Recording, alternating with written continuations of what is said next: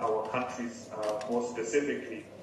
Last year, when we were talking about the first AfCODD, which John mentioned in his remarks, we were talking about COVID-19 and the deep impact that it had both politically due to the vaccine nationalism that we had experienced and how that had affected the ability of many African countries to roll out vaccination programs and protect the most vulnerable of the continent. But it also illustrated the political economy dynamics of how African countries and Africa as a continent is perceived globally when it comes to dealing with such issues. And it actually is what birthed the tagline that AfroDad and all of us as comrades are using today as Africa the rule maker and not the rule taker. It was for this reason why AfCODD was born and inaugurated last significantly, not only mentioning those two global issues that have had both political, social, and economic consequences, but also in terms of the debt relief mechanisms that, to a large extent, have not worked for many African countries specifically, nor developing countries more generally. And so it's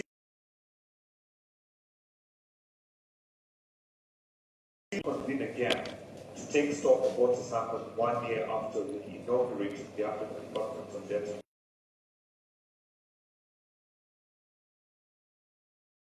Perhaps we need to stop talking about short-term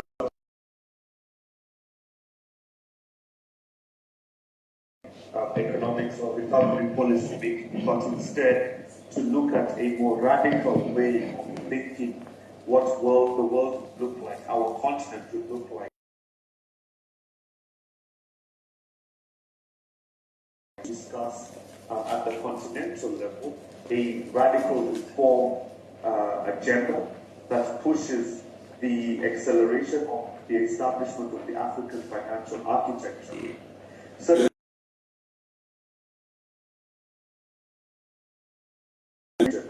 there has been a significant step towards this effort. Just about 3 or 4 weeks ago in Malawi, the SADC Parliamentary Forum adopted the model regional law on public financial management, which therein actually has very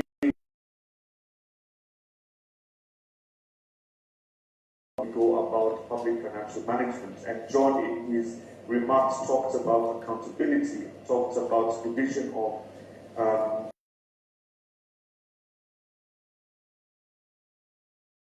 to account, how to manage our very limited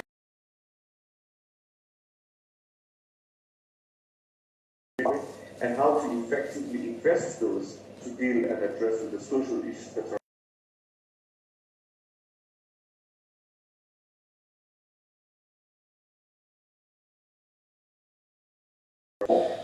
it is important that we build on the momentum that is being shown to us through the SADC Parliamentary Forum, and I do hope over the next couple of hours that we're having this discussion, some of the really progressive ideas and initiatives within that model law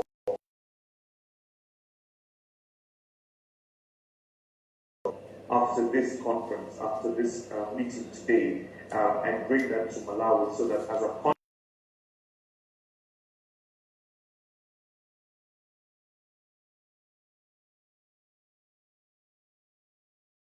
level into the regional, to the continental, and subsequently to the global. Speaking specifically to the issues in Zimbabwe, I know a lot of that conversation is going to take place, but certainly the initiatives that are being discussed, I think John talked about the African Development Bank's arrears clearance program to the tune of around 13.5.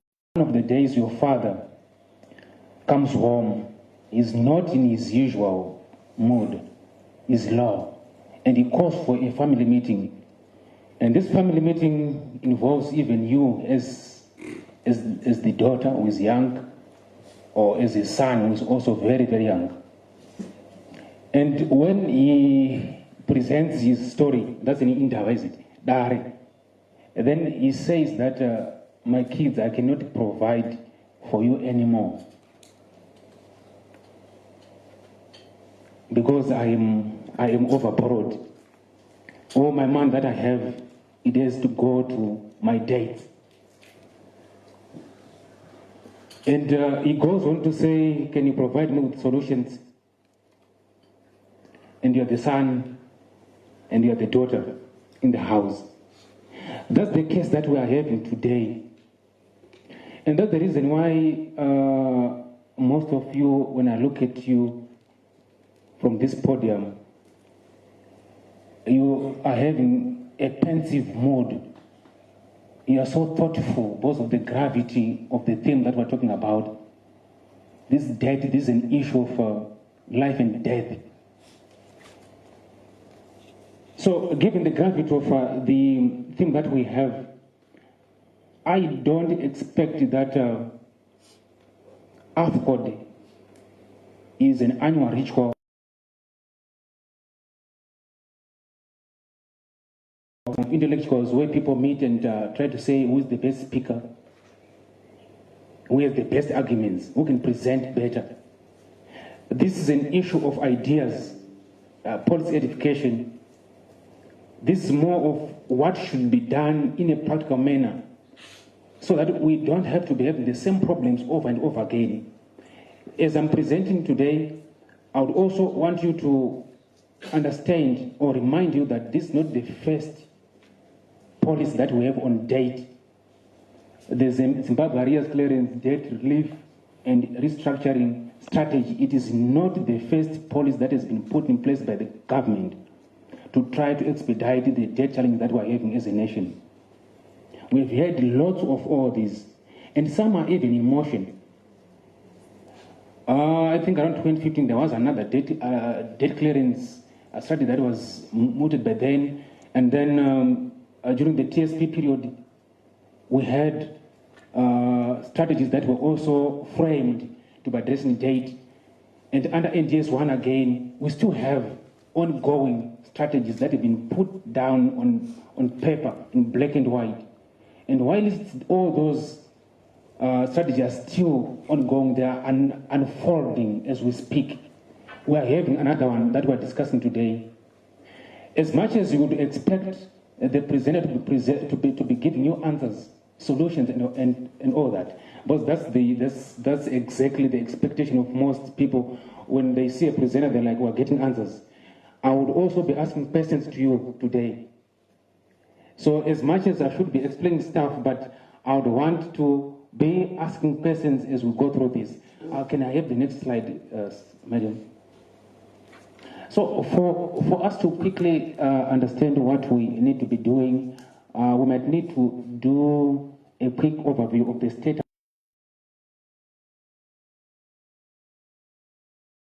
also public debt, and we need to be having a way of talking about it.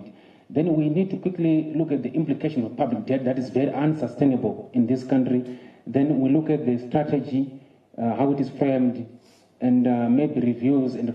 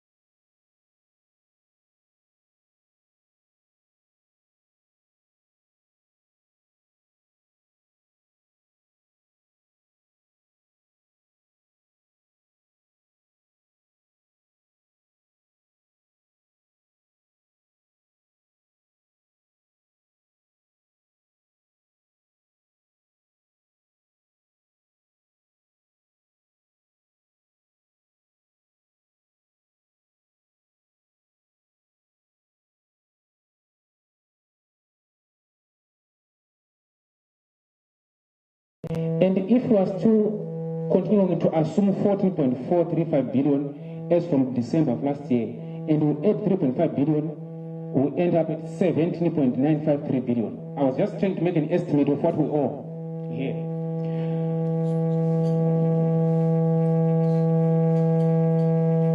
Are we safe?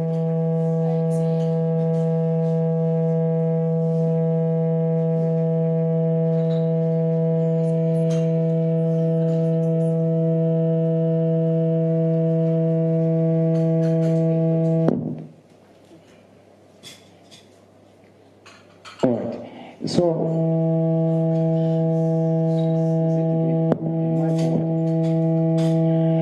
anyway, as they're trying to sort that out, let me just proceed. So, I was saying that if you add 3.5 billion to either 13.153 or 14.435, you get to 16.653 billion or 17.935 billion, right? And our GDP as of December 2020, it was estimated to be around 16 billion. And the implication is that if you look at the debt sustainability ratio, which is normally measured as external debt as a fraction of the GDP, then that percentage goes beyond 100%.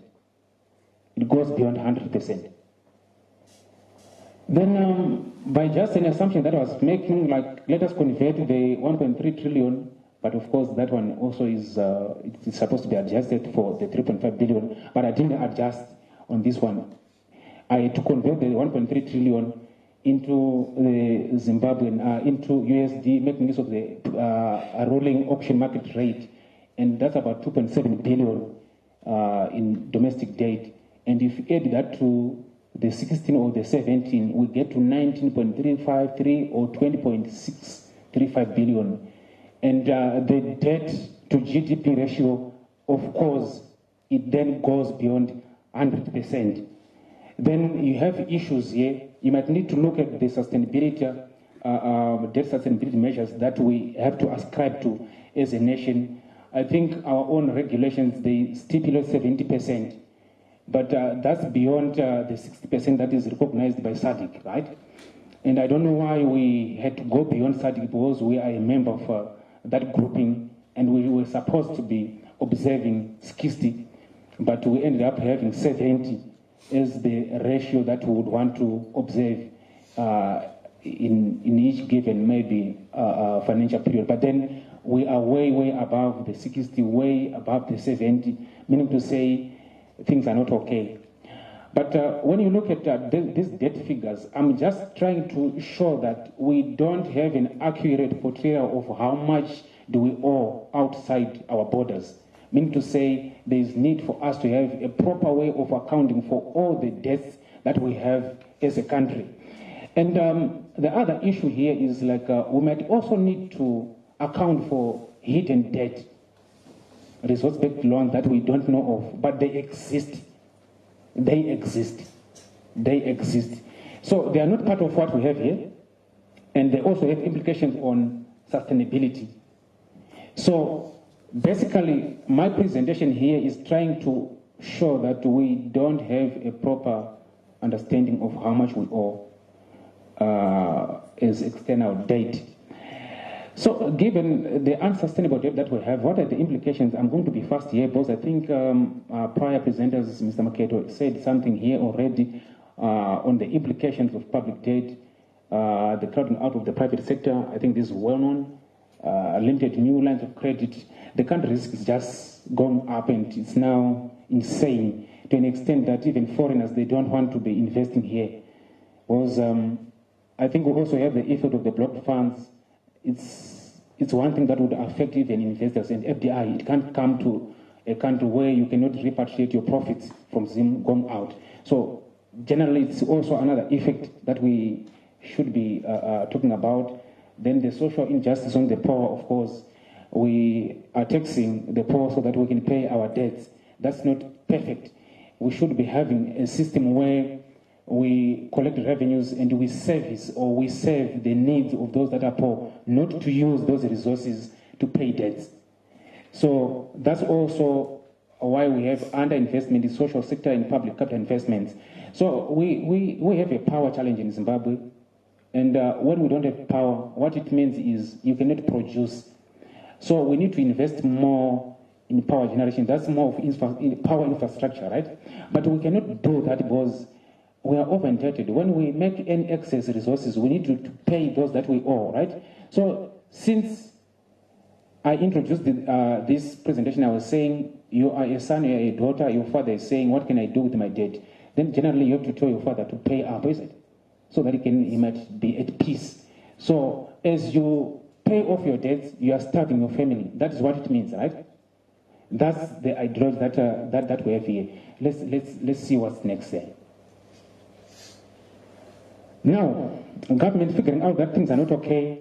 They are coming up with a strategy, a policy that we are discussing today. And what are the objectives? That's for agent clearing of what external arrears that we have as a country. Managing external debt, consider debt relief, and restructuring of what? Of debt. These are the general objectives that we have for that policy. And we need to be looking at other sources of maybe debt that are not very punitive. That's what the government is trying to do when it is restructuring its debt. It's looking for other ways of reducing the punitive nature of the existing debt that we have, the debt stock that we have like now, so that you tend to have a relaxed way of servicing the debt without having to choke yourself, without having to starve your children, something like that. Let's have next slide. Now,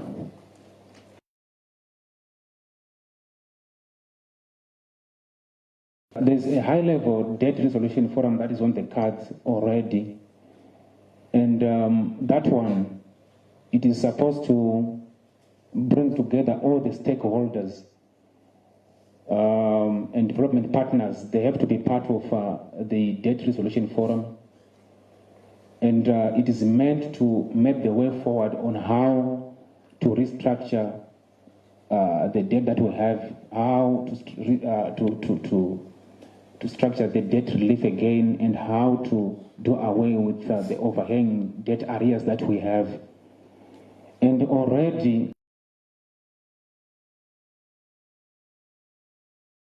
and that's the president of the African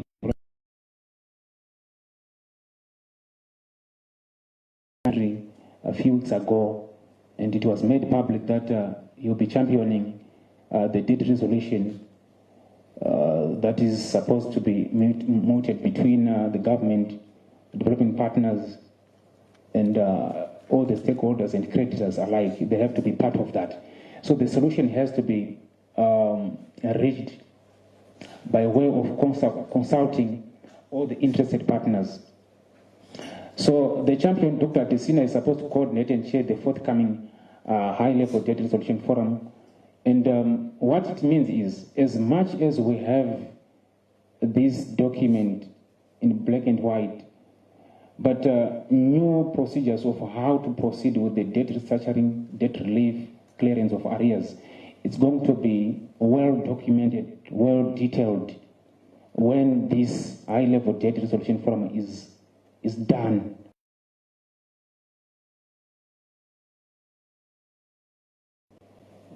Let's proceed.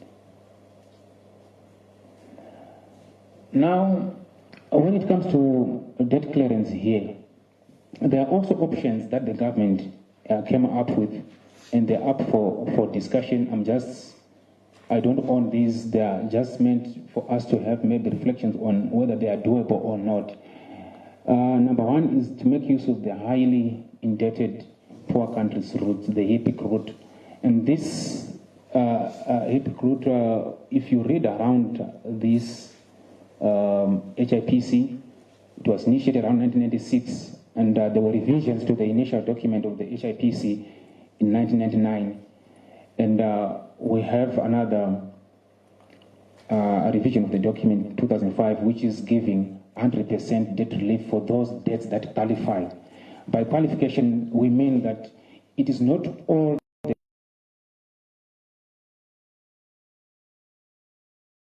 but there are certain types of debts that can qualify for total clearance. And that would mean that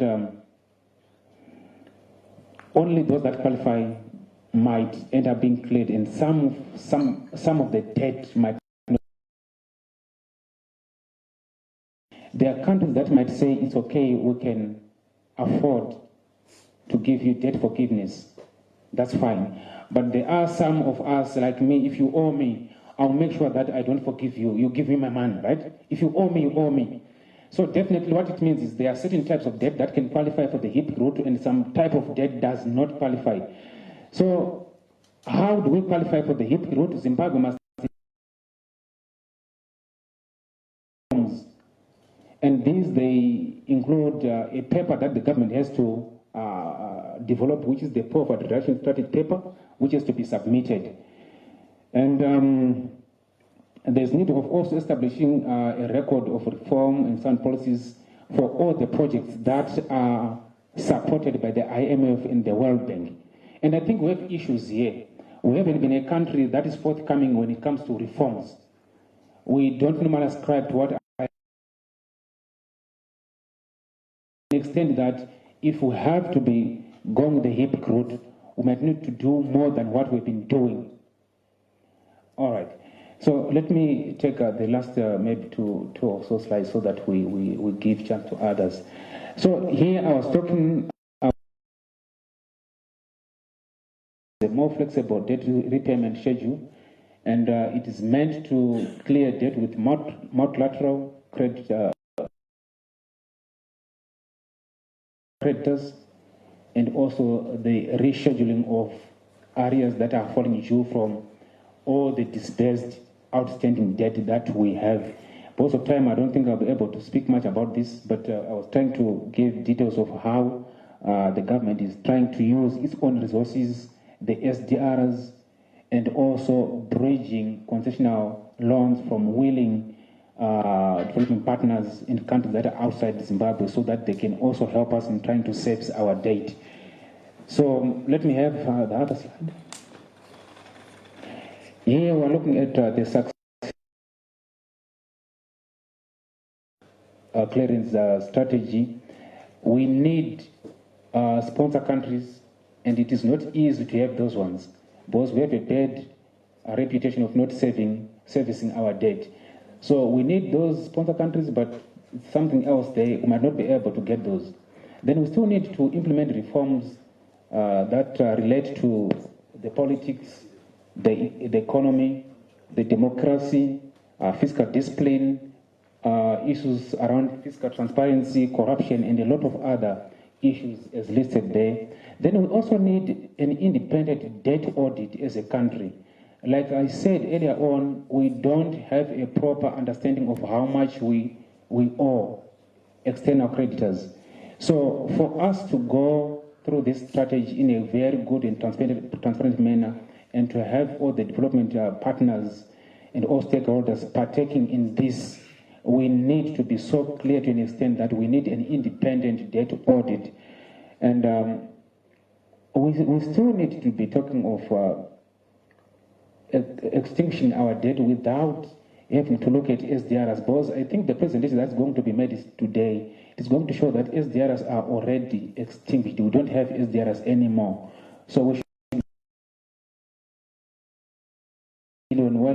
we owe more than 13 billion of external debt. It means we can't really pin our hopes on.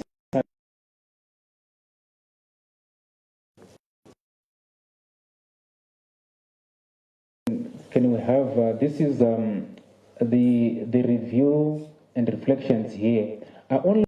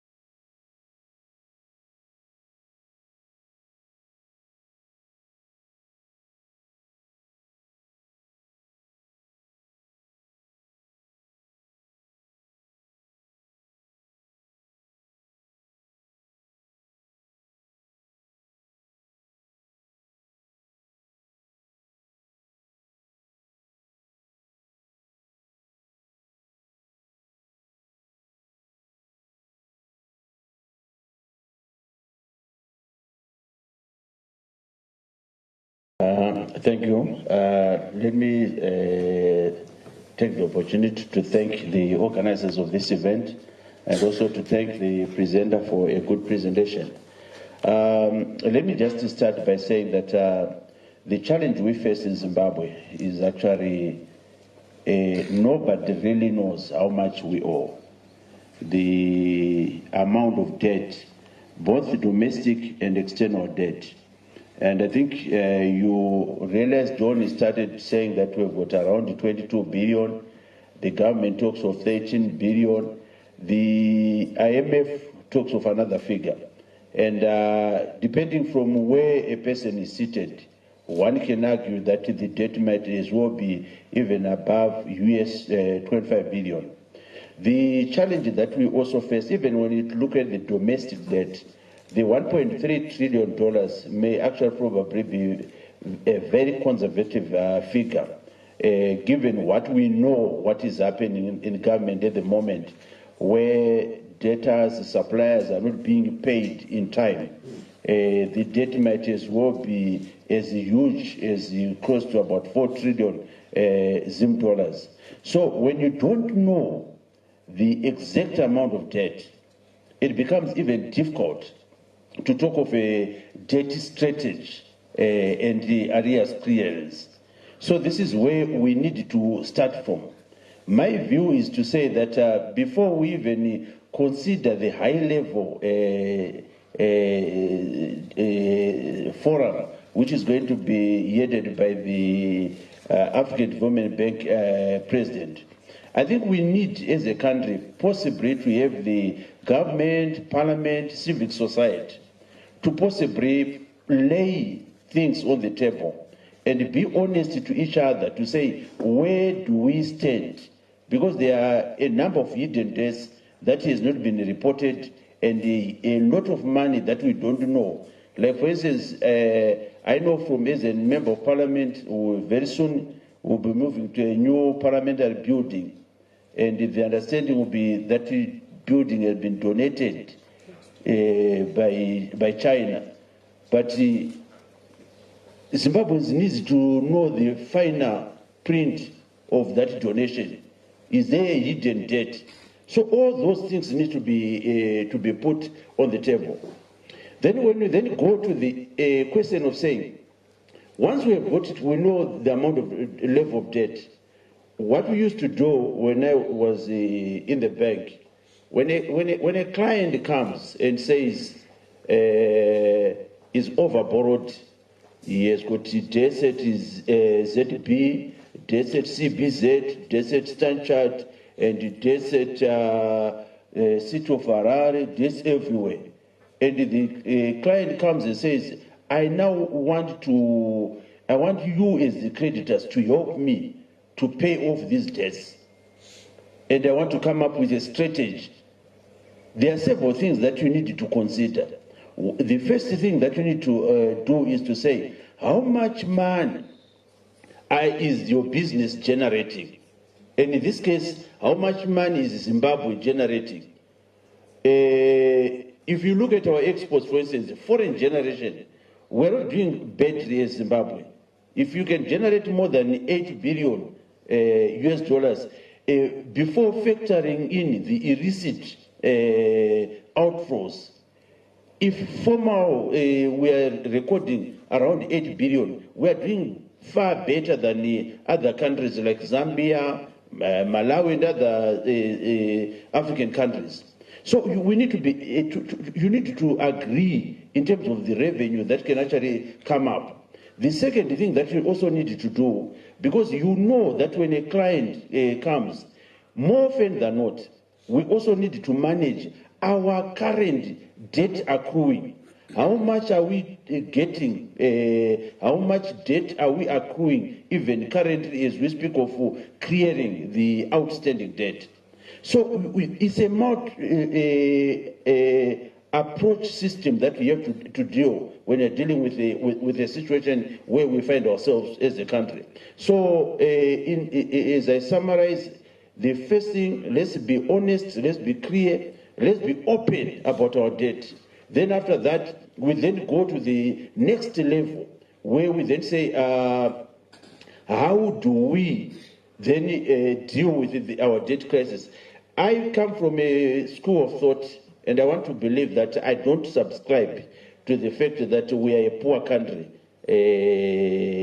that the HIPC route should be the route that we have to take. I actually believe that as a country, we have the capacity, or what we simply need to do is to enhance transparency in the manner that we accrue debt, and then possibly we should be in a position to move out of or come up with a proper debt strategy. I remain unconvinced that even the high-level debt forum that is being touted will yield results unless we as a country we start to reform and change the manner that we manage our public finance management. Thank you.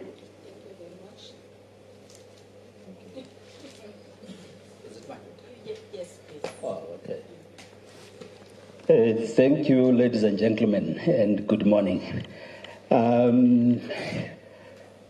I have just two key issues that I want to put on the table, and the issues are for further debate, for further discussion, and they were raised by Dr. Bayai. And it's a frustration for me. The frustration for me is with government when it comes to debt assumption. I think that's where, for me, is a big problem. And I'm not sure whether the figures that were given, and I would like to agree with the Honorable, the figures that are given, do they include the debt assumption by government of state enterprises and parastatals? I'm aware that over the past 2-3 years, we have had an enterprise like Tel1 owning a loan. No, they owe Germany, they owe Japan, they owe France, they owe a number of banks to the tune of almost $400 million. And they write to government. There is a committee chaired by the Secretary of Finance and Economic Development. The governor sits there, the Attorney General and others sit there. And they agree that the government should assume the debt. And you ask yourself, how was this debt in the first place procured?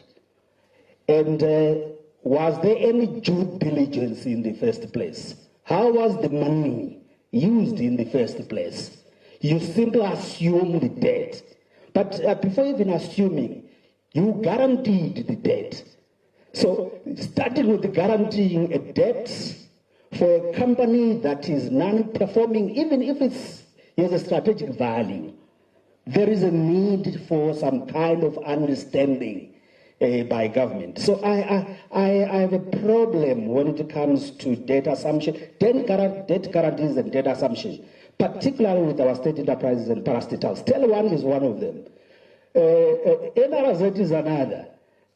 I'm telling you guys, if you didn't know, we had a line between Gweru and Harare, that electric line. Are you aware that that line is not there?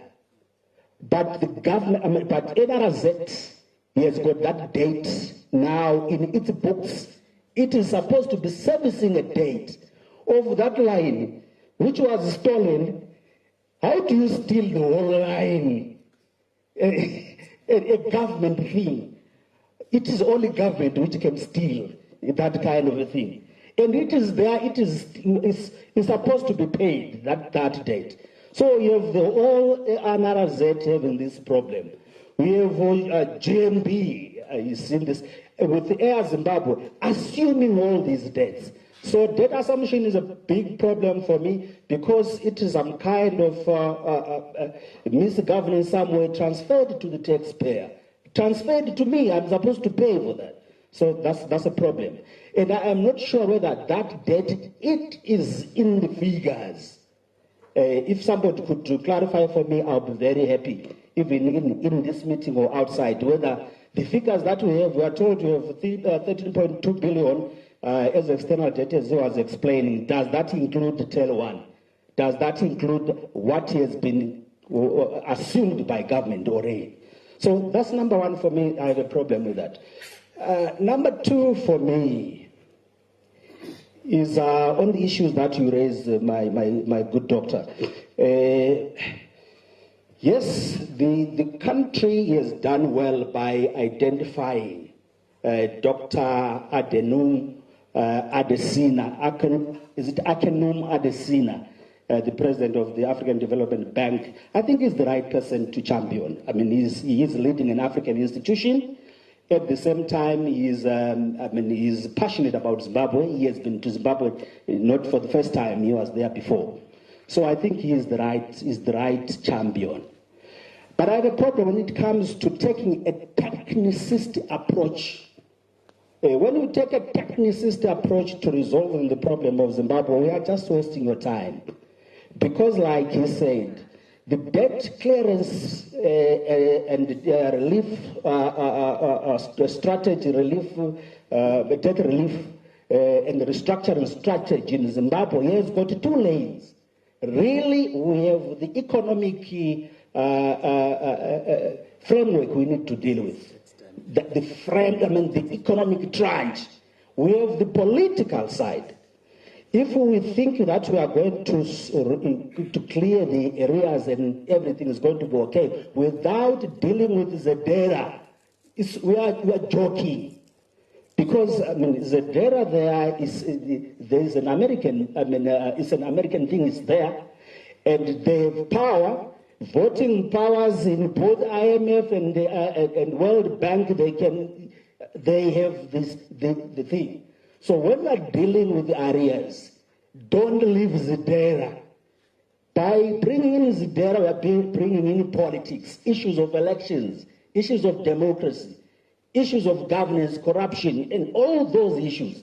So I'm not sure whether my good friend Adesina will go that route to deal with the issues of Zedera, because they are critical. Number two for me is still on the issues of re-engagement, because I'm told he's the champion of both the arrears clearance and the re-engagement. So engagement, leaving out Zedera is just, for me, it's a joke. It's just a joke. We need a more comprehensive approach. Again, I agree with the doctor there to say the HIPIC and the alternative, the hybrid method. Between the two, choosing the hybrid method is better.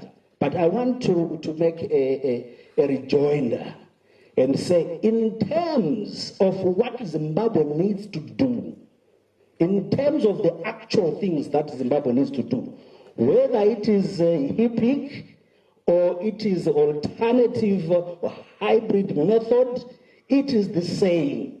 The expectations in terms of reforms are the same. What is different is the process, but in terms of the substance, it is the same. So, of course, choosing a lighter process is okay, but remember, you still have to meet the hurdles down the lane. So the issues of the staff monitoring project of IMF through its Article 4, they still come in as expected. So for me, there is a need for going beyond the technicist approach and take both the economic track and the political track. Don't emphasize on one, which is the problem with the current government, particularly with the current ministers. Maybe because of his training, he's more interested in the economic track, the financial track, the numbers, to the extent of at times rigging numbers. I'm not the one saying that. It is the Chinese who say that. 2 years ago, the Chinese actually complained and said, no, the figures that you presented in Parliament are not correct. You have underestimated the loans that we have given you. So I'm not the one. It's actually the creditors, the lenders have also said that. I think I've said too much. Let me give the colleague. Thank you very much. Good morning, ladies and gentlemen. I want to start by thanking the organizers for this conference and to acknowledge the presenter and also the panelists. I think the privilege of maybe speaking at the end is that I don't have to say much. I think we can all appreciate that there is an elephant in the room, as the presenter has highlighted, and debt is that elephant, whether it's domestic debt or external debt. In addition to what has been said, maybe I just wanted to also highlight some few issues that I think we, as a country, sometimes I have a feeling that sometimes as a country, from a policy-making point, there is a lack of appreciation of our size as an economy. We are a small economy. So what does that imply? That implies that we are susceptible to shocks, external shocks. So so that then increases or compounds our level of vulnerability and our ability to service debt. So you find out that from a historical perspective, if you look at every time, there will be expectations that we assume this debt and projects are going to move in this direction, but then shocks will come, whether they are climate change related shocks. We had COVID, we had the global financial crisis.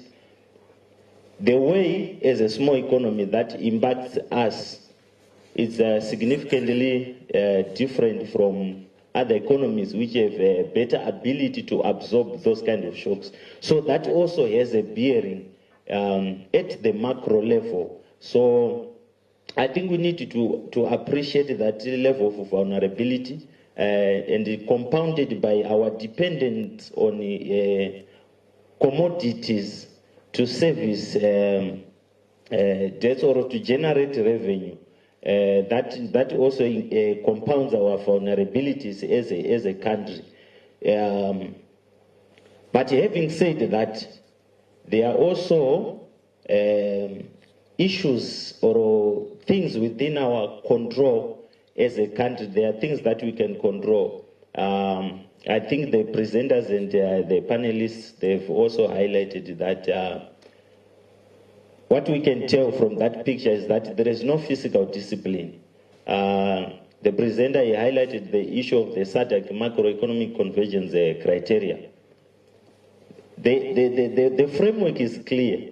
If we look domestically, several monitoring frameworks have been proposed to help instill that sort of discipline. But we can tell even from the current figures that the physical discipline is not there. And to add on to that, even what is presented in the name of transparency, the mid-term statement, budget statement, it highlighted that the budget transparent we improved. Well, number 3. But when you really start to interrogate the figures, you can tell that the figures are not credible. So that's something that I think we need to work on credibility of whatever we are discussing, because that will have a bearing on whatever the champion for this strategy is going to indicate. I don't think that he has a clear picture on the issue of the credibility of the figures, because he might his perspective might change. So then also the philosophy as a country, I think it also needs to change. in terms of helping us, to move out of this debt trap towards sustainable and inclusive development. Our philosophy as a country, we are more of a consumptive economy. Probably as citizens and also as the government, our philosophy, it needs to be revised. And also, maybe last, so that maybe we can give time for others, just also to reform on the issue that he highlighted, the issue of state-owned enterprises. There are new models. Of course, they have their own constraints, like PPPs, triple Ps. I think that can also help, moving into the future, to ease that burden of, the government injecting money, the need for the government to inject money in capital-intensive projects, and also make use of, intensify on alternatives or on domestic resource mobilization. I think that's part of what the African Charter, the African Borrowing Charter, is all about. So I think let me stop here. Thank you.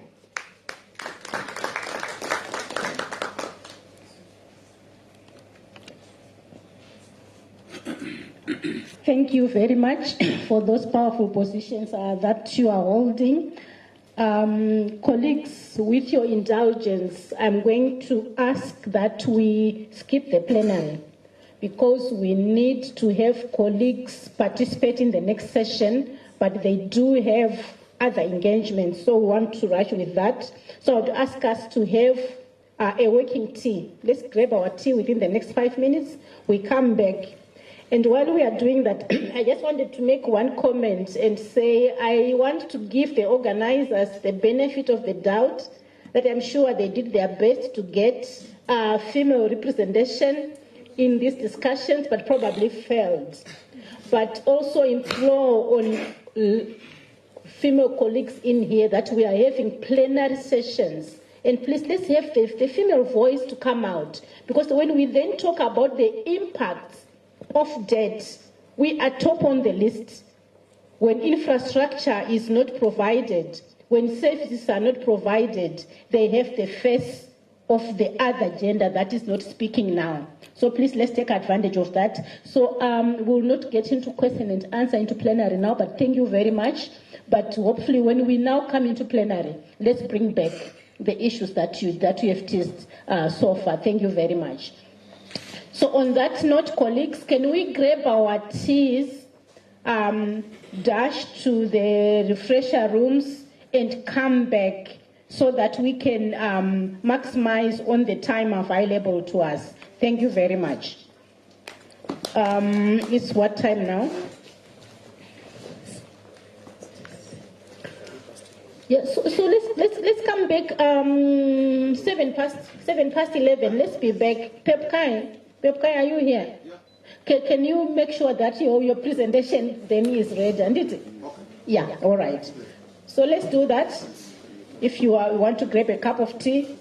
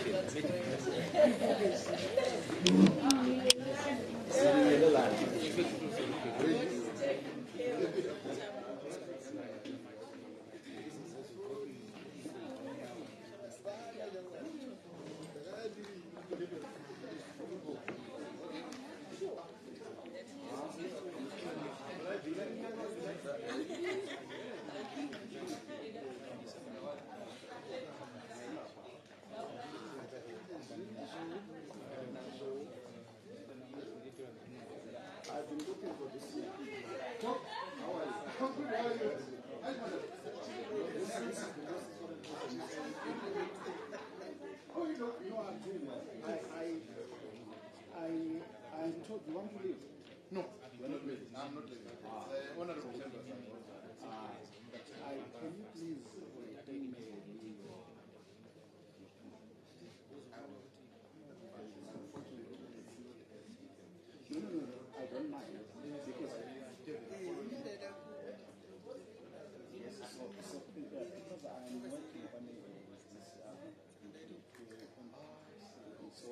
I thought the person who would give me some of the next one, it could be you.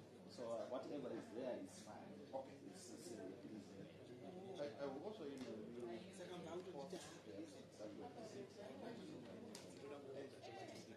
ones that we specifically I will send you.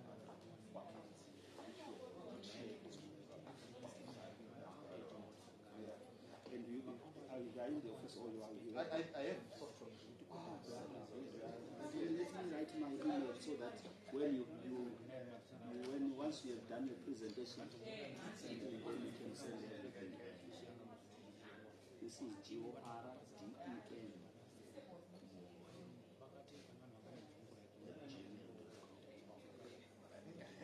Somewhere, Please.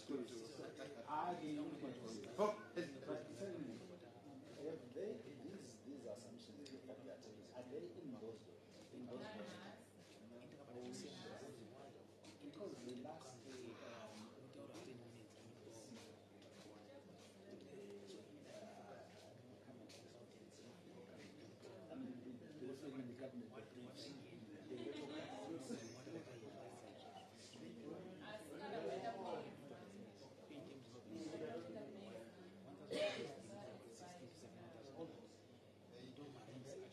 the government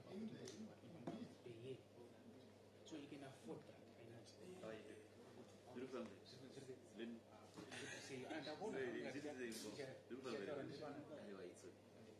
So you figure out what 8,000 pay for the whole year. Then he was watching the movie fast.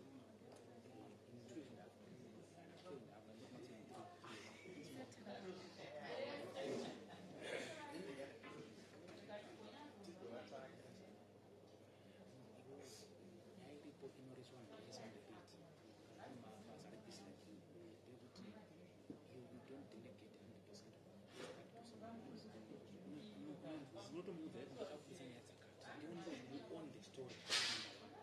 Then whatever that guy do with respect to data analysis, you need to understand the process of which trade, why are you doing this, so that you stand with your issues. Because back on the party, I don't need to lie. Most of the people on the page, they don't go through all the processes. And you also need that to prepare work. But on the process, on the process, session, if you 2 weeks where you want the boss, one day you can say, discussion where you can get someone to read on the side. To me, I was never paid one comment from other people. Instead, one is always one. So, that's a only relative thoughts. When the work is very easy, very serious. So, I can one student, I wonder, they will prepare question and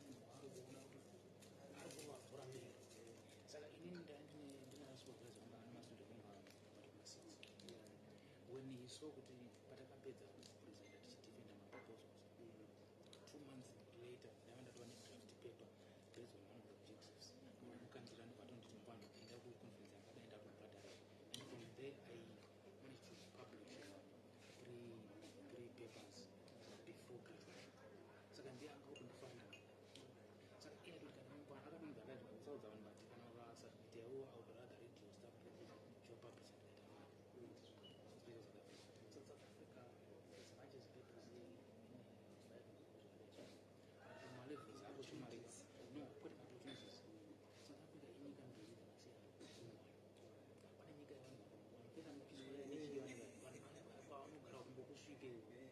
in the terms of 14 page fly from Rwanda to no matter the flight to Cape Town, 20 market communities. I have been there. I have been flying for the first time. Okay, they go Cape Town. Washington, down on the history, I would have arrived. And outside the Washington,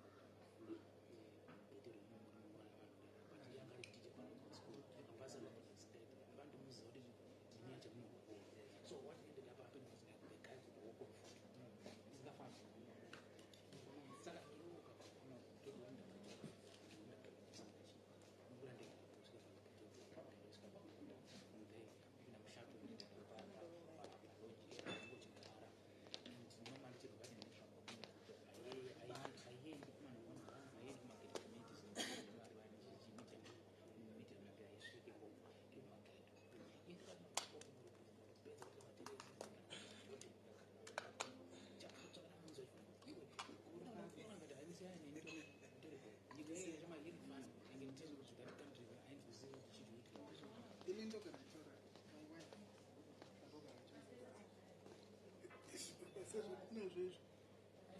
sometimes, you know, if I can the same amount.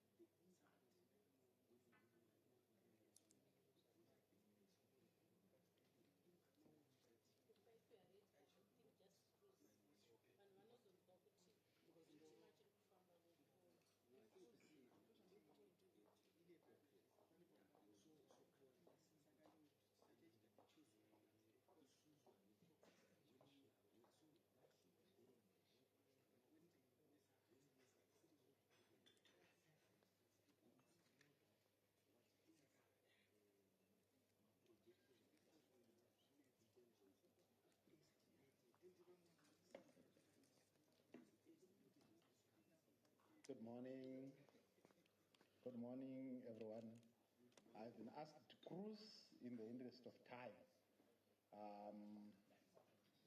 Let me just give my appreciation to our facilitator, to our MC, and just recognize the presence of our chairperson of the Budget Committee, Honorable Chief Nyashanu, and the other participants, and also honor the previous presenters and speakers. I've been asked to speak on the special drawing rights, their effect on debt and development. As you all know, colleagues, that we received SDRs in 2021, the 650 billion SDR facility that came from the IMF. And to Zimbabwe, what we received is very significant because it constitutes about 2/3. It constitutes about 20% of our total exports, and it constitutes about 10% of our external debt, which means it's very significant, having come at a time when we were reeling under the effects of COVID-19. But however, of concern to most developing countries was that 2/3 of it went to the developed world, and we were left with only 1/3 as developing countries. As you all know, Africa received about 33.3 billion, with the sub-Saharan Africa receiving about 31 billion of that amount. So concerns were raised on the amount that came to developing countries, but be that as it may, SDR has also had a huge effect on our economy, and will have a huge effect on our economy if they are judiciously and expeditiously used, and if we follow up on the use of those SDRs. So you will realize that in Africa, we received zero. If we are to average our SDRs, that will come to about 0.6 billion for every country in Africa, if we are to average what we received, the 33.3 billion that we received in Africa. That will come to about 0.6 billion for African SDRs. And that's just an estimation of the regional allocations to SDRs, which is not very important. But in Zimbabwe, the Minister of Finance then proposed in the 2022 national budget on this use of SDRs in Zimbabwe, whereby about 280 million, which is about 29% of the SDRs that we received, were to be put in our reserves as international reserves. Then about 26% were to be put in our contingent reserve, just to meet unforeseen circumstances. Then we also had about 26% again that was allocated to the social sectors, that's health, education, and other social safety nets. We had the agriculture support taking 9% of the SDRs. We had about 6% going for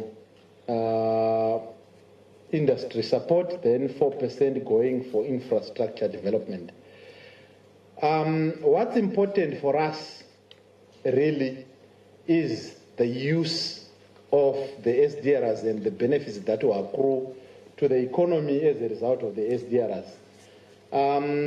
In their report, in the 2022 budget statement that was presented to Parliament, the Minister said, as approved by Cabinet and Parliament, the SDRs will be utilized over a period of 3 years, which means we have a period of 3 years to utilize our SDRs. For health support, we realized that about 77 million went towards COVID-19. And please mark the figure 77 million. That was authorized to go for COVID-19. We will compare with the reports that came from the Minister of Finance in terms of the uses of the SDR so that we see the effect on our national debt, we see the effect on our development.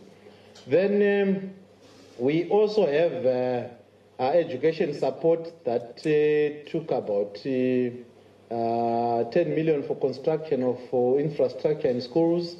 Then we also had social safety nets that are taking about 60 million, forgive my eyes. Then agriculture support is a total of about 50 million.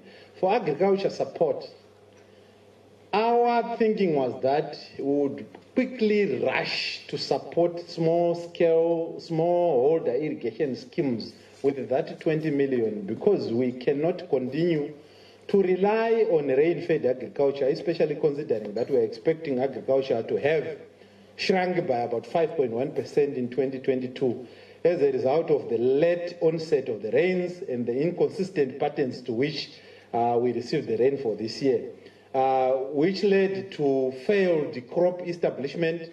Farmers had to replant several times. So we cannot rely on rain-fed agriculture anymore. So we need to quickly release that 20 million that should go towards smallholder irrigation schemes.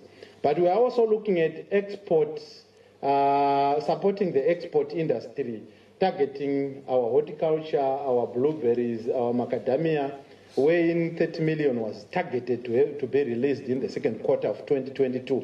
And that was going to have a significant boost in terms of our export industries, especially our agriculture, so that we even further improve our balance of payments position. Then with regards to industry support, again, we were expecting that we would receive about 30 million of the facility in the first half of 2022, but unfortunately, the minister said they have not released these resources and they expect to release these resources in the second half of the year. But what's also critical for me is the infrastructure development, where we have seen a significant chunk of the resources going towards the Harare-Beit Bridge Road, and we've seen that development. And part of the resources also have been released towards the Mbuzi Interchange project and the Emergency Road Rehabilitation project. The total there is 144 million, but not everything has been utilized. Unfortunately, we only have the figures for the drawdown of October and November 2022, and about 222 million will go towards the contingent fund, and foreign exchange reserves about 280 million. So this was the plan. And from the reports that we have received in Parliament, the minister has reported that on 7 October 2021, there was the first drawdown. And in that drawdown, health, especially COVID and ambulances, received about 35.6 million. So it's up to us to see whether we have really seen an improvement in terms of the health outcomes, especially after some money went towards the purchase of ambulances. Then the transport Harare-Beit Bridge Road, 17.7 million was released towards the road as at 7 October 2021. Then in terms of dam construction, 16 million went towards dam construction. Then on 9 December 2021, the minister again released another chunk of the resources, whereby for health, for the vaccines, we released 142.6 million. I said, but I figure 77.6 million. So you see, health again here we have 142.6 million. So this is despite the budget having promised us that only 77.6 million would go towards vaccines. So we ended up having 142.6 million. Then dam construction 10.6, Harare-Beit Bridge Road 10.8. Then the social safety nets, that's BIM, and other social transfers, we received about 45 million. Surprisingly, though, is that for some of the BIM resources, most of the schools, I think if those who are in the social sector will testify that most of the schools are crying that they have not received the BIM resources, despite our reports indicating that BIM resources have been released, and the self-delivery units have not really received those resources. So for the 2022 projected drawdowns, we have health 35, education 10 million, agri support 50, industry 30, housing 10 million, gold centers 10. Then from that targeted 145 million drawdown, the minister said in his mid-term fiscal policy review statement that no amount has been drawn down to debt in 2022, and they are expecting to make drawdowns during the second half of the year. And also part of the SDRs will support the national budget financing gap that was initially estimated at 76.5 million. So we know with the gap widening now because of the supplementary budget, part of the SDRs will go towards supporting our fiscal deficit, which means we won't be relying on borrowing much to support the fiscal deficit. But surprisingly, honorable participants, is that I've seen now that we've moved to the era of issuing TBs that are foreign currency denominated. The TBs all along have been denominated in ZIM dollars, and government was benefiting from inflation, and that's why we had we didn't have much in terms of the domestic debt for that was going towards our TBs. For the domestic debt of 1.3 trillion, I think about more than 97% of it is really the debt to the commercial farmers, compensation to the white commercial farmers, and less than 3% of it is really to service our TBs. So with the movement towards issuing TBs denominated in foreign currency, we're likely to see a jump in terms of our debt. But the effect on SDRs on our economy has been largely to reverse the negative effect of COVID-19 on our economy, because in 2020 we registered negative growth, and globally the growth was negative 3.5 in 2020. And this has been the worst negative growth ever since the Great Depression. But in 2021, we managed to register a 7.1% growth in the country, largely on account of the support that we also got in terms of vaccination, in terms of the resilience to the COVID-19 pandemic that came as a result of us deploying the SDR resources. But the growth was also driven by other sectors like agriculture, which grew by 33.3%. And SDRs have also helped to build our reserve buffers. That's leading to some smooth adjustments in terms of our expenditure. And we are also able to mitigate the risks of economic stagnation in our growth. And importantly, it also enhances the liquidity for our low-income country, even for developing countries, so that we facilitate the much-needed health recovery effort. So we have facilitated the recovery effort of our economy largely on account of the SDRs that have been deployed towards the health sector and towards the COVID-19 vaccination programs. The other benefits include the SDRs have provided a concessional liquidity at a scale to all countries regardless of their level of income. So aside from their agility and financial effect, SDRs are also the only democratic device to enhance policy space in developing countries, as it comes with no strings attached. The IMF gives no strings attached, no strings to the SDR facility. All they do is just to make sure that they publicize the amount of SDRs that each country receives. Where you deploy them, it's your own prerogative, and they don't dictate where you deploy your SDRs. And they have an advantage that they do not generate any debt. So we didn't generate any debt from these SDRs, and they are very low cost of use, and they can reduce the risk of premium for highly indebted countries. And the other effects that we have also seen that came from the SDRs was an improvement in our BOP position, because they increased the share of SDRs in the reserve assets. That's a direct liquidity boost without our raising our debt burden. And in the long run, they will also facilitate our export industries, because we said some of the SDRs will be used to support agriculture, especially the horticulture industry. So that also will have a boost in our BOP position as a country. Then SDRs also boost the level of international reserves. They strengthen your external position, reducing liquidity and default risk.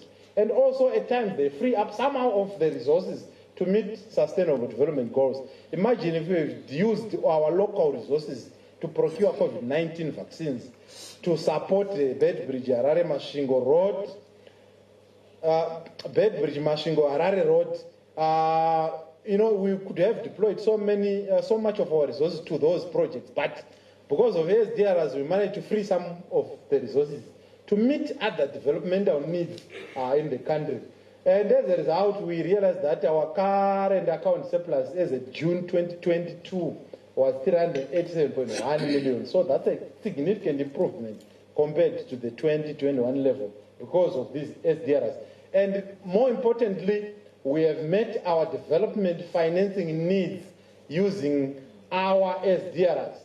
So they are likely to boost our development financing needs, especially if you are also to capitalize on these 4 mechanisms also of getting an extra dollars on the SDRs from the developing nation using the Poverty Reduction and Growth Trust. If you are also to leverage on the new program, that's the Resilience and Sustainability Trust, and on lending SDRs to multilateral development banks, we are likely to get a significant boost in terms of our exports, in terms of our development financing needs. So in essence, SDRs have really helped free some of the resources that are used in the country. But our problem mainly is resulting from the reporting by the Minister of Finance, whereby information on SDRs has been kept close to the chest of the Minister of Finance officials. And any request on information on the utilization of SDRs, that's the information that you get in terms of the plans and in terms of the drawdowns of October and November and December 2021, and you don't get any other information from the Minister of Finance. But our idea is these are our national resources, and they are part of the budget because they were authorized as part of the budget process. And you should get more information with regards to the plans that the ministry has to deploy some of these SDRs, as well as even where we have deployed these SDRs and the effect thereof. Because for now, we are failing to distinguish SDR resources and local resources in terms of the Mashingo Bedbridge Road, in terms of the ambulances that we have procured, and even in terms of some of the programs that we have supported. So the ministry should clearly distinguish where the SDRs were used and where we also used the local resources. I see the facilitator is standing. Thank you, madam. Yes, sorry, Thank you, madam. Thank you so much, Pepkai. And like we said, we are just going to cruise in the interest of time. I'm going to ask Honorable Dr. Nyashanu, Dr. Sila, and Dr. Bayaya again to come back to the podium and make your interventions to this presentation. Do I have, yes. Do I have Dr. Bayaya? You're coming, yes. All right, please. You're right.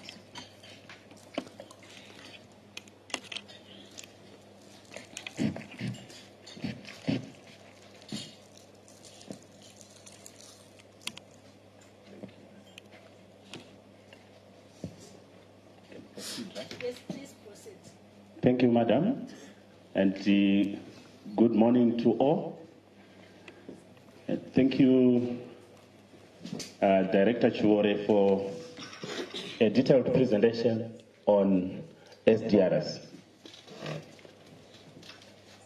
I am happy this morning, happy in the sense that when I see the doctors here, when I see Dr. Bayai, I see Dr. Moyo, I see Dr. Basara, I see economist Chiwore, I feel that the problems of our society are being solved. it is encouraging that we have such resources in our country who can now be able to assist us in solving these problems. As Truman noted in 1949, humanity now has the skill and the knowledge to relieve the suffering of our people. There are challenges in our economy, yes. Our people are facing a myriad of challenges, particularly those in poor communities, including rural areas. What is it that we can do as the people of today to solve these challenges? But Truman knows that humanity now has the knowledge, the skill and the knowledge to relieve these sufferings. I've been asked, having been called to come here, I think my role, I'm being asked to state on the role of the Budget Committee, on what is it that the Budget Committee is doing in line with the special drawing rights which we received last year. Surely this is not the first time we have received special drawing rights. We have received special drawing rights in 1972. We have received special drawing rights in 1979. We also received special drawing rights in 1989, 2009, the special drawing right and the general special drawing right. But particularly this one we received last year, the special drawing right was meant to deal with the issue of COVID-19 pandemic. Of course, the country will then have, as the director rightly said, it will be the decision on the part of the country to say how do they want to deploy the special drawing right. We do have challenges of transparency and accountability, which is part of our civilization crisis. And I'm sure in our collective form, I think we all desire to see those in offices, officials in government, being transparent, being accountable, and assuming some form of responsibility. But sometimes this is in vain because individuals may fail to account. What is it that the committee is doing? Upon receipt of this special drawing right, what steps did we take? We asked the Minister of Finance to table the utilization plan, which utilization plan he presented on the 29th of November 2021. The committee followed by inviting the Minister to come and explain his plan to the committee, which exercise he did. But as Director Chivore has noted, we continue to have problems of just getting data which is not disaggregated. To say, if we are saying we paid for a contractor at Mbuzi Interchange, how much exactly did we pay? If we used the 100 million along Bike Bridge, Harare Bike Bridge Road, how much exactly did we use? Those are the challenges that we are having with the ministry. So we have engaged the minister, the chairman of the committee has engaged the minister, the chairman being myself, to say we need disaggregated data. You need to give us a comprehensive, statement on what has been used on the SDR. The SDR was earmarked for the Harare Bike Bridge Road, smallholder agriculture, which includes horticulture and irrigation facilities. It was earmarked for quite a number of infrastructure projects around the country. But we need to know which contractors were paid what. That's exactly our concern. Having noted our concern about what it is that we want to do to make sure that we don't carry heavy burdens of debt going forward. It's one thing to deal with the debt that has already been contracted. It's also another thing to make sure that as we go forward, how is debt contracted? Do we have the correct frameworks? Do we have the correct matrices on debt contraction? Do we have the right people with expertise to contract debt on behalf of citizens? Those are the issues, those are the type of conversations that I think we should engage in now. But also, above all, I think we need to be dealing with issues of production, issues of greed, issues of the receivership mentality. Those are central to debt burden. Because once people are unable to sustain their own lives at individual level, then we are giving the burden to government. And once people have a mentality to say we shall receive, we are asking them to sit on the sunshine while certain individuals are working, and then at the end of the season, we bring grain to them. So that mentality has to be dealt with because it causes debt burden on its own. I think we have a lot that we can talk about. The committee has met with the African Development Bank, the chairman of the committee being myself, to discuss on what is it that we can do to get Zimbabwe out of the debt crisis.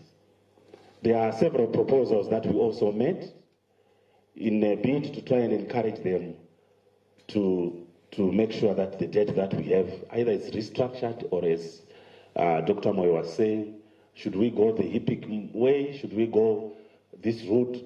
What is it that we can do? But there was a proposal from the African Development Bank to say, but you don't seem to have some kind of roadmap if you really want to go the HIPIC route.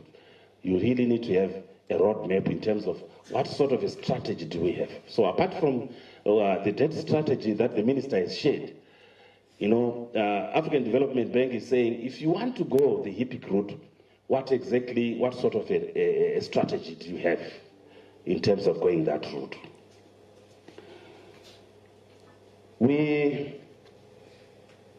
I think in terms of our oversight role, in terms of the Constitution, our mandate as Parliament and our role as members of Parliament, we can go as far in terms of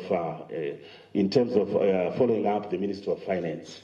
But there is a certain area we may not be involved. Like the director said, these are figures that were just being given. But to get to know what was paid and when, at what date, we may need to go the route of ordering a special audit, so that we then have the correct details in what is it that the money was used for. Because when we do a communication between the committee and the ministry, data which is coming is not convincing about SDRs.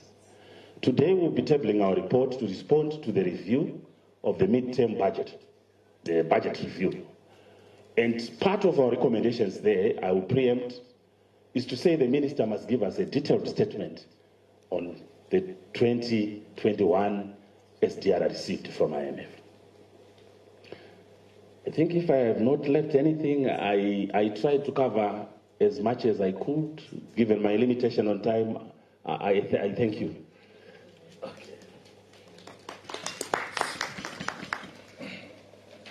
Okay, thank you. Thank you for the opportunity. So I am going to approach things from a perspective of simple grade 7 logic and from a development perspective as well. So the big question is, how can African countries accrue some form of sustainable development from the SDRs? So in my simple grade 7 logical thinking, for me, the best way to use SDRs is to ensure that you use them as a springboard for future development, for disciplined fiscal management, as well as better debt management stability. So in my wild thoughts, if it were up to me to act on behalf of Zimbabwe, I would advocate for the establishment of a concoction of bilateral and multilateral project trust funds. So for example, I would take, say, 60% of the SDR payouts and place it in a Southern African project trust fund, which would be made up of different member countries from SADC, excluding South Africa, of course. And the major rule will be that any borrowing from that fund should be done in a bid to prevent future unsustainable borrowing and encourage fiscal stability for all members of the project trust fund. So for example, since Mozambique and Zimbabwe have discovered oil, I'm not too sure whether we've really discovered oil in Zimbabwe, but let's just say we've discovered oil.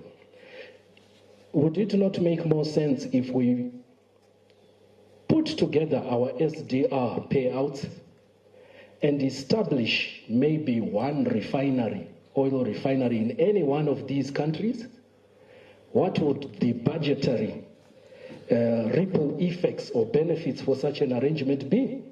So instead of taking these SDRs for yourself as a country and utilizing them on your economy alone, partner with other countries, build some form of trust fund capital, and undertake projects that will benefit all of you in the future from a development perspective. Bilateral agreements. Let me use the example of Namibia and Botswana. Both of them are very desert countries, struggling to diversify their economies. Suppose the two of them put together their SDR payouts and establish a desalination plant that emanates from coastal Namibia and passes all the way through Botswana. It will turn Botswana into a green country and will enable Botswana to diversify from diamonds and a few cattle. And at the same time, reduce the amount of money in imports from food imports from South Africa. And at the end of the day, the balance of payment deficits are reduced sustainably going forward. I'm also worried about the way that we've used these, the SDR payout as Zimbabwe. 9% went to agriculture, and in the presentation, a good amount of money was channeled towards dams. But from my understanding, Zimbabwe is said to be one of, like Dr. Mashinga would put it, one of the most dammed countries in Southern Africa. We've got about 2,000 dams, both big and small, in Zimbabwe. So what do we need another dam for? Only 6% went to industry, 26% went to social sectors and social issues. But we ought to note that one of the initial problems that we had as a country after independence was being too social. And we are suffering the effects of being too socialist, possibly in the early stages of Zimbabwe, the birth of Zimbabwe as a country, and now the ripple effects are showing. SDR payouts must be channeled towards building a modern economy. So by a modern economy, I'm talking about an economy that is cyber-based and cyber-driven, a tech-based economy. So that handsome payout of almost $1 billion should have really gone towards tech and telecoms. Because in Zimbabwe, we've got the opportunity of becoming the transaction facilitation hub for Southern Africa with the impending African Continental Free Trade Area regime coming up. And we must acknowledge that only 3% of the world's telecoms are in Africa. And if you want money to reap dividends for you, you invest it in an area whereby you can create comparative advantage in the future and get profits, right? Just to put things into context, Zoom, possibly the teleconferencing app we are using for this conference, is worth about $10.46 billion. And what do you need to create such an app? You simply need a laptop, Wi-Fi, and minds that can do it. Now, how much is a 50 kg bag of millimil or chibage? About $20. Right. How much do you need to invest to produce a 50 kg bag of grain? You need land, you need fertilizer, you need water, you need the labor, and so forth. But for you to then produce a $10.4 billion entity, you just need a laptop, good Wi-Fi, and brains. So where should you invest your money? Especially money that has come from basically nowhere. A good, handsome payout. Where should you invest that money? Right. And then something that we also need to take into consideration, not only as Zimbabwe, but African countries, is that The SDR allocation, as we all know, is based on country quotas within the IMF. And countries such as the United States, China, which can simply print money, have got trillions in reserves, but are the same countries that benefited the most. So grade 7 logic is, what would you do if you suddenly have access to a pile of reserves you have no use for? The answer is simple. In the future, the big 5 countries, these are the countries that own the 5 currency basket of currencies for the SDR payout, will enhance their liquidity to provide market-based loans to the so-called low-income countries. So the lenders have been given bigger weapons to further indebt us as African countries.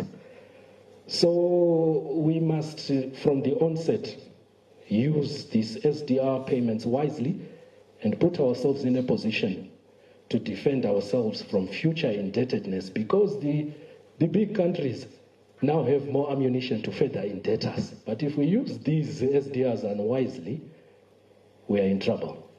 Right, thank you.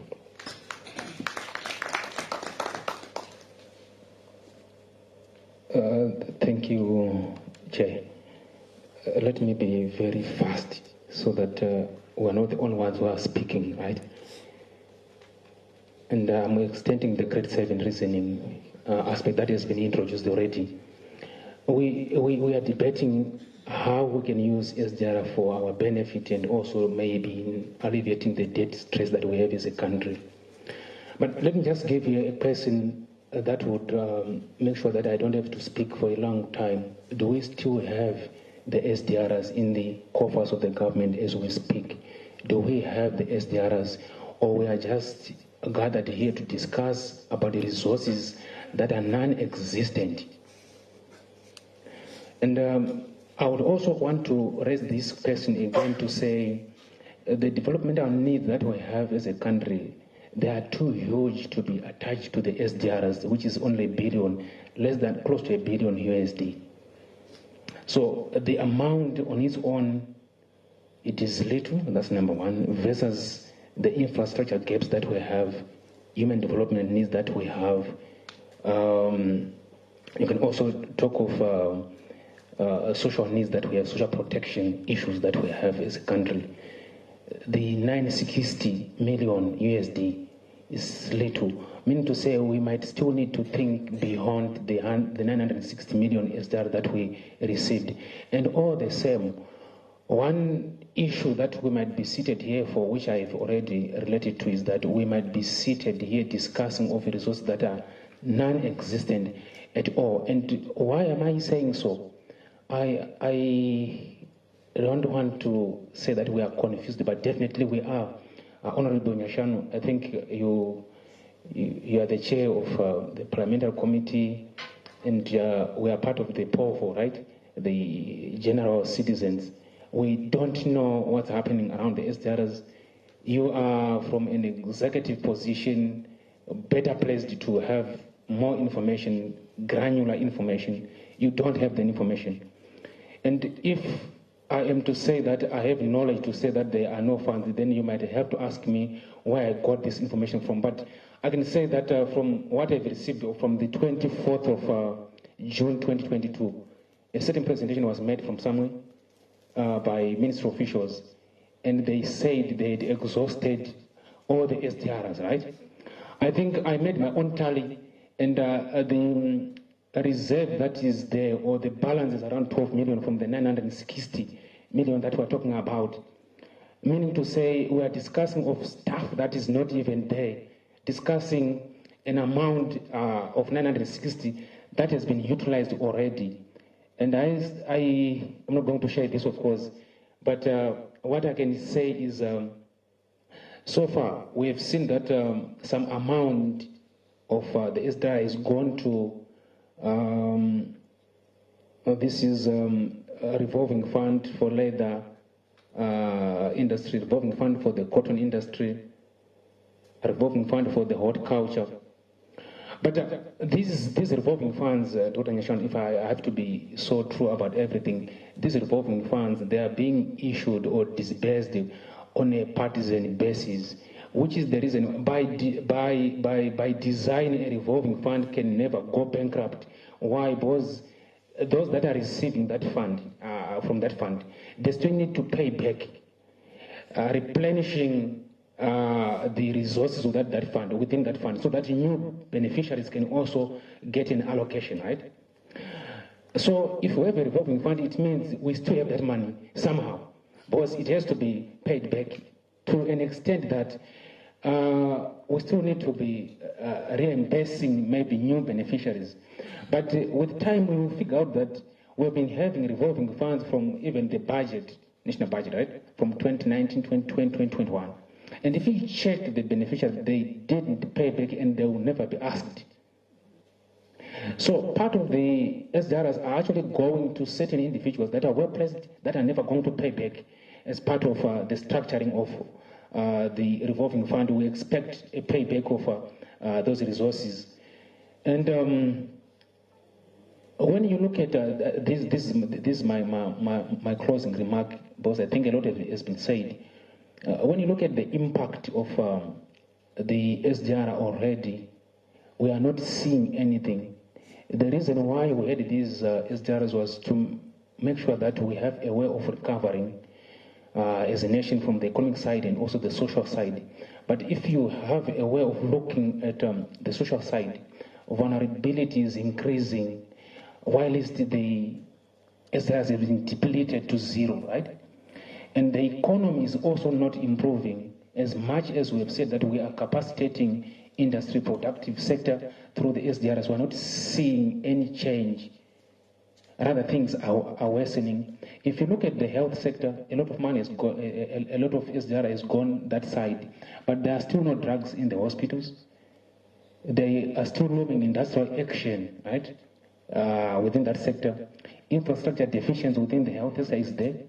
Vaccines that we ended up buying, we are just stocking them. No one is taking them. That's money that was just used without much of introspection into how many people really want to be vaccinated, right?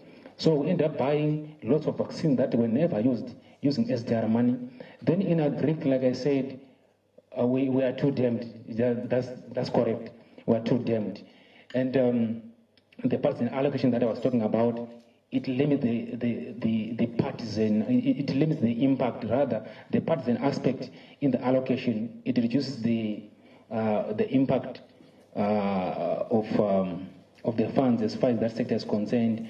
And the industry support, I think, is even too little given the retooling needs and financing of industry. If you want to look at what exactly does industry need, you'll be shocked that what you are giving them would not even suffice to give them much of the change that we need in capacitating them. Then some funds to the tune of 222 million, right? It was taken as contingent funds, and by definition, it's a reserve that is meant to manage unexpected disruptions within the fiscal, maybe a cycle, something like that. But do we need such a contingent fund like now? Those who are already in a quandary, right? As a country, things are not moving. You cannot be reserving money for bad times when we are actually in the bad times already, like now. So we don't expect to be in a worse situation because we're actually in the worst situation already. So there's no need for us to be reserving for a bad day when we're already in the bad days. And the international reserves that are meant to strengthen and stabilize our currency, we don't need that. The currency has failed. Since the time that we allocated some money to stabilize the currency is winning in losing its value continuously and unabatedly into the future. So those are my submissions. I think we are seated for resources that are no longer there. Thank you. Thank you, Madam. I just want to respond to one area for clarity purposes. The committee is not from the executive. The committee is from Parliament. There are two different issues. So the executive has a responsibility of taking care of the SDR. We have a responsibility of oversight, of obtaining information from the ministry. Okay.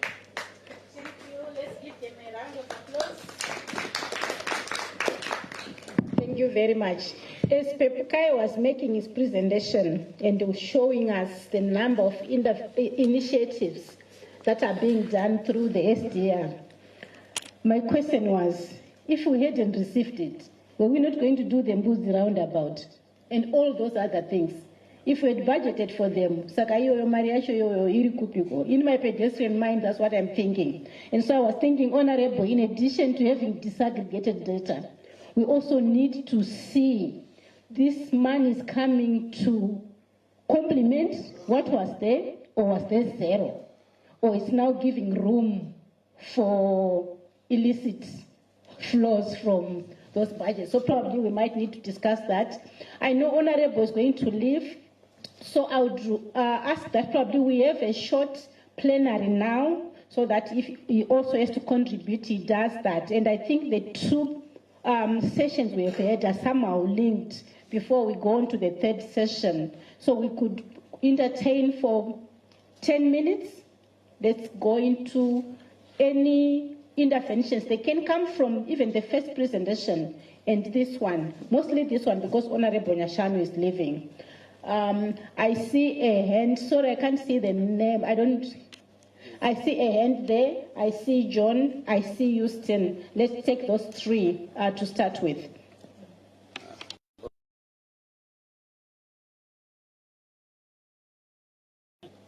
Can you pass the mic, please?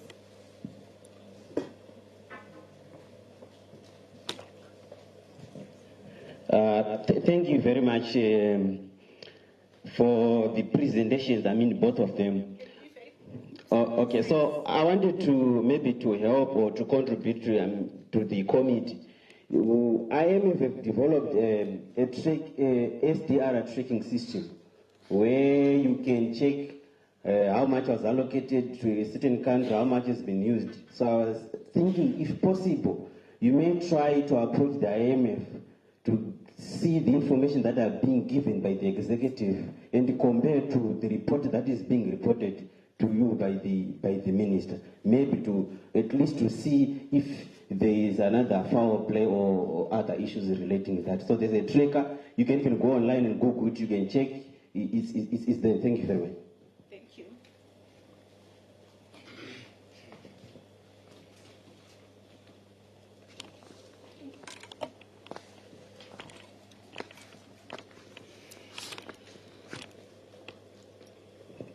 Thank you very much. I make reference here to the issue of debt stress and our failure to make traction in the direction of progress. And coming back to principles, please allow me to be the devil's advocate. I see debt as an opportunity to raise large sums of money for investment in public sector or in private. Debt is actually an opportunity. You raise a lot of money, you can raise a lot of money through debt at very short notice and put it to productive use. So the question we're asking ourselves here is not so much whether debt is good or bad. The issue is debt can actually be good for development. Debt is an instrument of development policy. That is a principle we need to start from. Then we go to stage number 2. Why are we accumulating debt? Now the issue is when you do debt, okay, it means that you are carrying out some kind of an analysis where you want to see whether the rate of return on the investment of loans or borrowed funds is higher than the money that you're going to pay to the person you borrowed from. All right. So if you're seeing yourself being mired in debt, it means there is something wrong with your management, with the way in which you estimated the rate of return on the money that you borrowed. If I'm going to borrow $100 today and I lie to myself and say I'm going to earn 20% rate of return, when it's actually going to give me 2%, I'm going to end up in debt. What it means is there's something very seriously wrong with our technical competence in debt management. But the issue really is I ask myself, are Zimbabweans technically incompetent at managing debt? Then you look around the world, you see that Zimbabwe is actually managing some of the biggest debt houses in the world. So it means the problem is not so much on the technical competence, but there is a push factor coming from outside, and it's called politics. And we keep avoiding it. That is where you get the distortionary effect. Someone comes and tells you the rate of return on this project you are getting from the IMF is not actually 2%, it's 60%. So write a project according to, so you have someone who is a grade 7 telling someone who is a university trained to write a project proposal to get funds so that you can fuel the illicit outflows. So until we deal comprehensively with the politics of debt management, is what good doctor said, then I think we're lost. Thank you.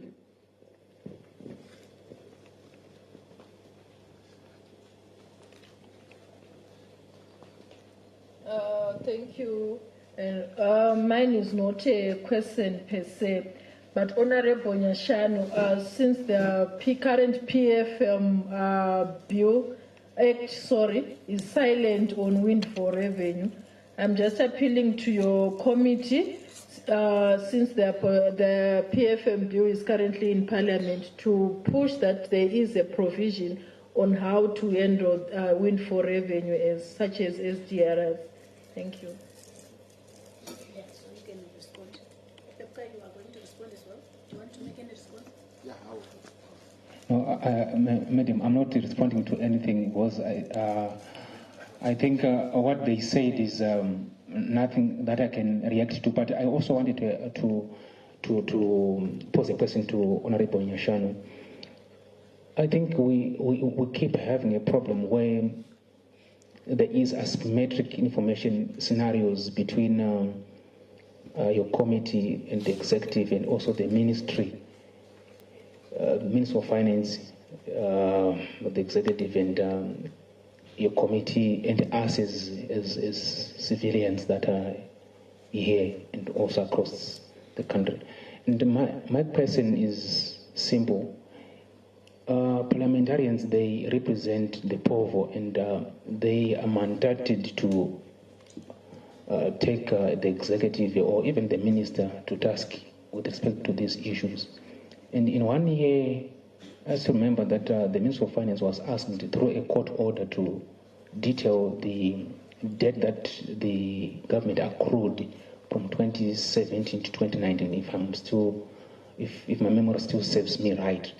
And I think since we tend to be having this asymmetric information scenario, we might need to have a way of forcefully getting, not forceful as in fighting per se, but then there should be a way of getting that information by way of a court order. And we would also think that this is also the rightful time to have proper PFM maybe management ways that are in the new document that would make sure that no one can have unitary, like have control over information, and then they own it and they don't disperse it. So that's more of the legal side that we would want to see being strengthened in the new PFM document that is being developed. Are we close to that?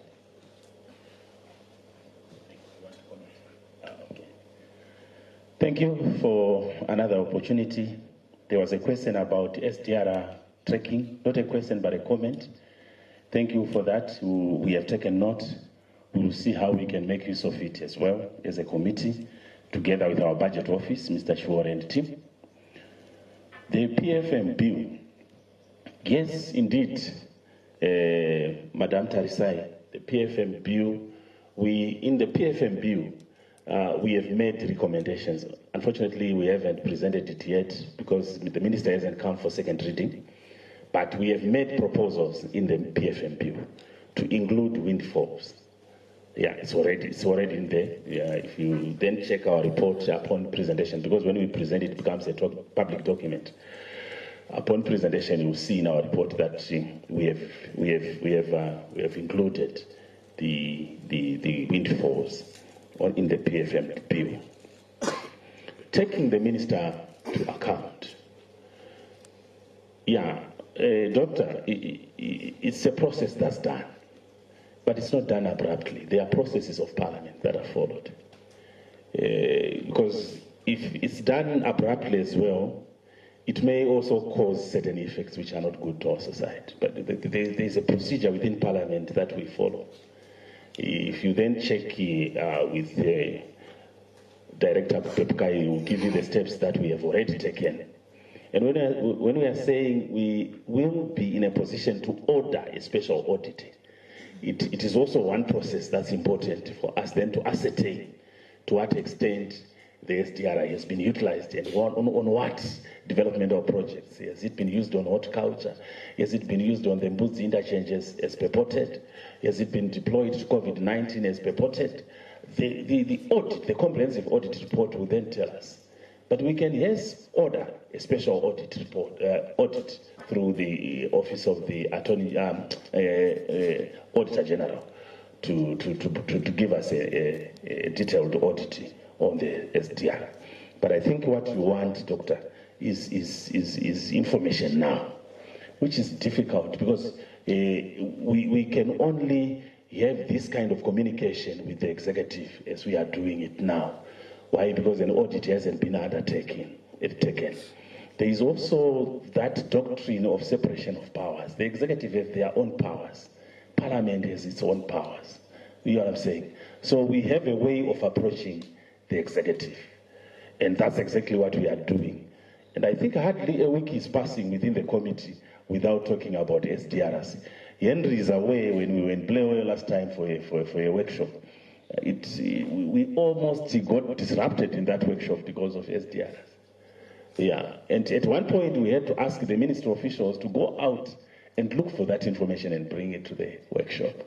It was quite a tough talk at the workshop. So these are the things that we can do as a committee. But surely we cannot then manage the SDR account. You know what I'm saying? It's managed at the ministry. I think that we need to understand. Thanks.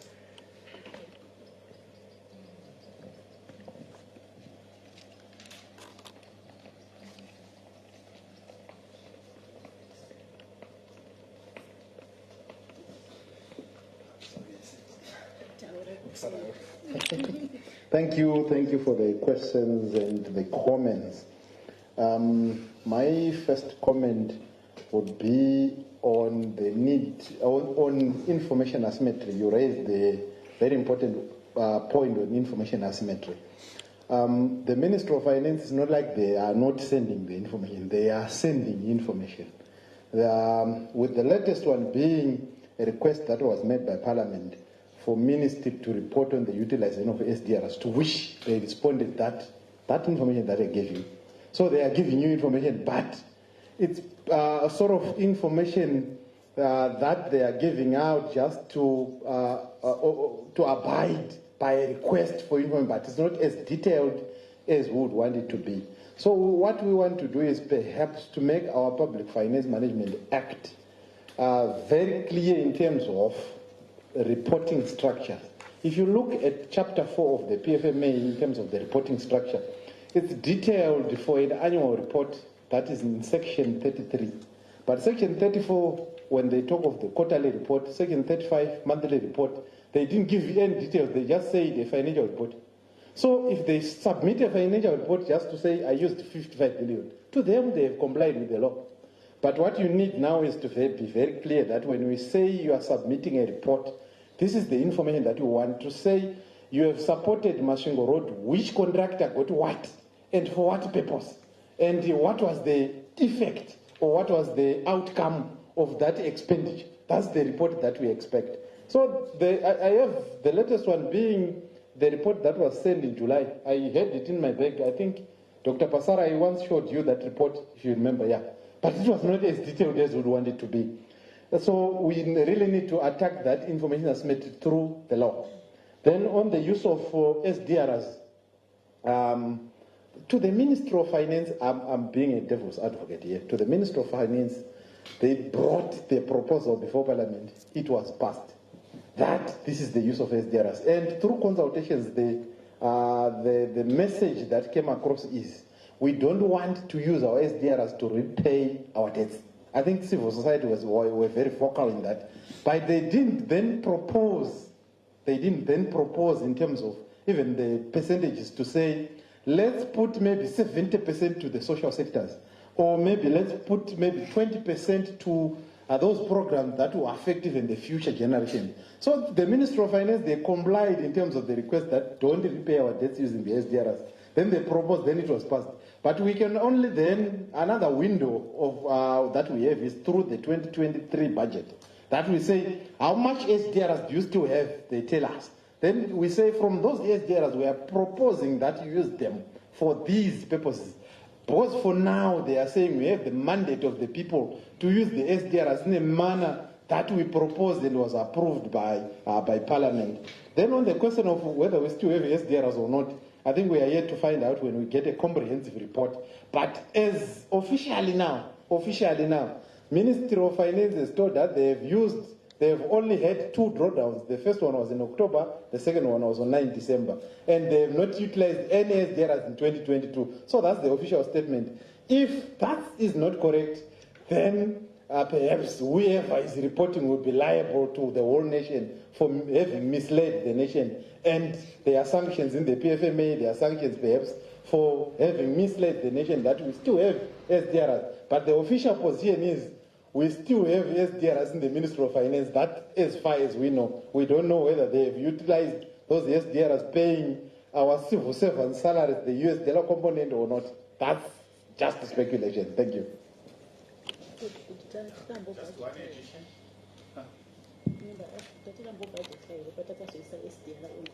Oh, okay. We had programs for the Mashingo Road, which we wanted to complete within a certain time frame, using local resources. But when the SDR came, then we realized the window of opportunity, whereby we then we utilized the SDRs to maybe fast track the project Mashingo and also free some of the resources so that they are also deployed to other areas. So I think it's just an issue that we freed some of the resources that we had budgeted, then deployed them elsewhere. But we had budgeted to do Mashingo Road, we had budgeted to do COVID-19 vaccines. But like Honorable said, we need to order an audit of the SDRs because in 2021, the ministry told us that they have utilized all the savings, all the budget surplus, the famous surplus, to procure vaccines. So we procured vaccines using the surplus, using the SDRs. So we now need an audit to ascertain that really those figures, 142 million and the 77 million, were used to procure the vaccines, but we had budgeted for those items, which means we freed the resources and deployed them elsewhere. Thank you. Any other interventions? Just to respond to the question, to say, do we still have the SDR? Yes. The position of the minister, each time we have a conversation with him, is that the SDR will be used over a period of 3 years. The SDR will be used over a period of 3 years. That's his position. It may be difficult on my part to say, does the ministry still have the money? But he says to me, the SDR will be used over a period of 3 years. So we are in year number 2. Possibly it will be finished by end of next year. Thanks. Thank you. Let's give them a round of applause and thank you very much, gentlemen, for your interventions here. Thank you.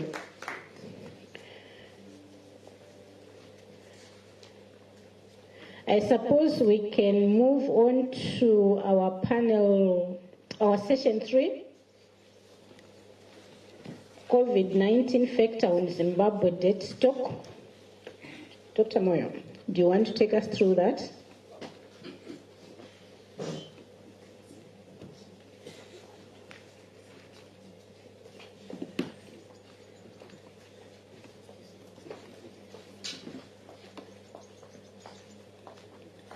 Once again, good morning, or it's now afternoon, ladies and gentlemen.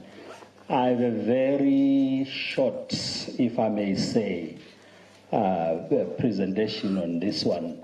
But before I make it, I want to appreciate the Honorable Dr. Nyashanu and Pepukai. I'm thoroughly impressed thoroughly impressed because in the past we would have people that are coming from government. I'm using the word government in quotes, defending the other institutions. But I am seeing this new culture, whether it is the individuals or it is the system, I am not sure, where the two gentlemen sat here and said, look, this is the issue. I'm really impressed, thoroughly impressed to have such kind of people, or if it is the system that is emerging, that's a very good system. I thought you were going to help me thank them. Am I alone? Okay. I've been tasked to talk about the debt stock in light of COVID, and I'll just put on the table just a few issues. For me, ladies and gentlemen, I want to start by looking at a more global, a more continental issue, because COVID is a global issue, and debt is a global issue. If you look at the two, actually, COVID is a big problem, or has been a big problem. Debt is a big problem. So it's a double tragedy that I want to put on the table here. And I want to say to you, before COVID erupted on the shores of Africa, shores of Zimbabwe, already many African economies and low-income economies were in trouble in terms of debt. So I want to submit to this House that COVID, as it were, cannot be attributed as the cause of the debt crisis in Zimbabwe and in Africa. Because when COVID emerged, there was already a serious debt crisis in Africa. But what is surprising or ironical about it is that in the end of the 1990s and the early 2000s, a number of African countries, to be precise, 33 of them, had a kind of debt relief. Some of them got their debts cancelled through HIPIC, also through the multilateral debt relief initiative, the MDRI. Some of them through enhanced HIPIC. So most of the most of the countries in Africa had a very low debt to GDP ratio in the early 2000s because of HIPIC.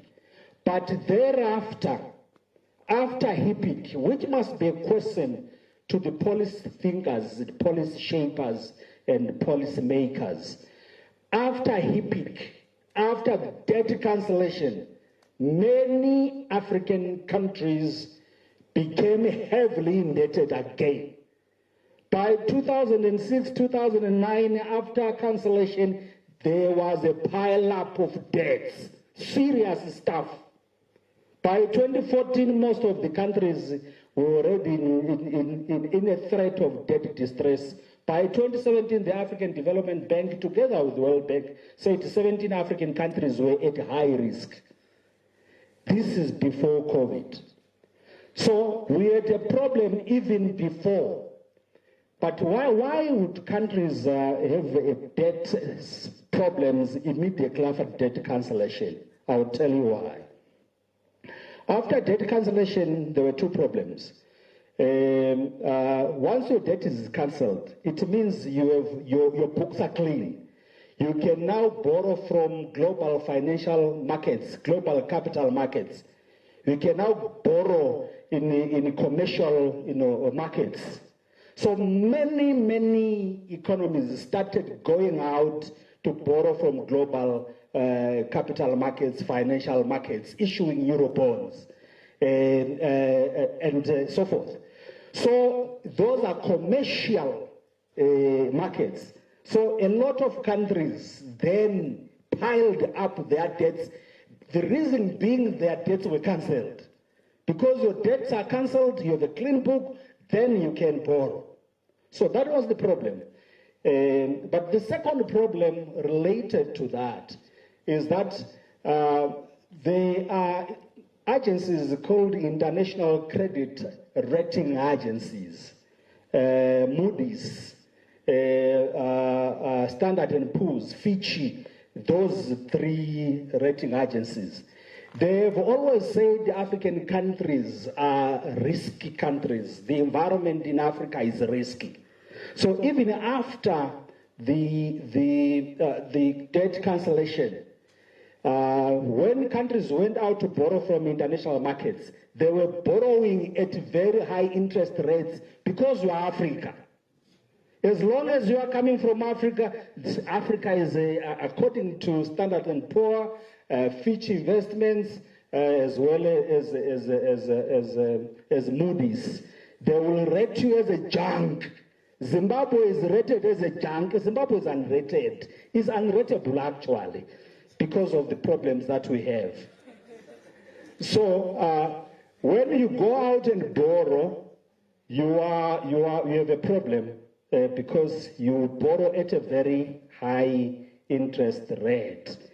Where another country will borrow from the same market, they can borrow from the same market at 3%, you borrow at 30%, simply because of we are rated as a risky environment. So that is why a number of countries were distressed by 2017. By now, we are told about 22 countries in Africa are already debt distressed. So this is the environment where COVID came in. It came in when a number of African countries, low-income countries, a lot of them were already in reds at high risk, and some of them already distressed. So simply because of the international credit rating agencies, which were rating them at junk level or C- and going forward. So that's the problem. Having said that, the other reason why most of the countries were indebted when COVID came is the diversification of lenders and creditors. Apart from borrowing from the multilateral institutions, global financial institutions, from bilateral institutions, the Paris Club, they emerged in the last 2 decades. The emergence of the emerging economies, your China, your India, and I call them Chindia, China and India, they emerged as major lenders. And when they are lending, again, they are not following most of the rules that we know with OECD countries, Organization for Economic Cooperation and Development, or Paris, or multilateral institutions. Their rules are different.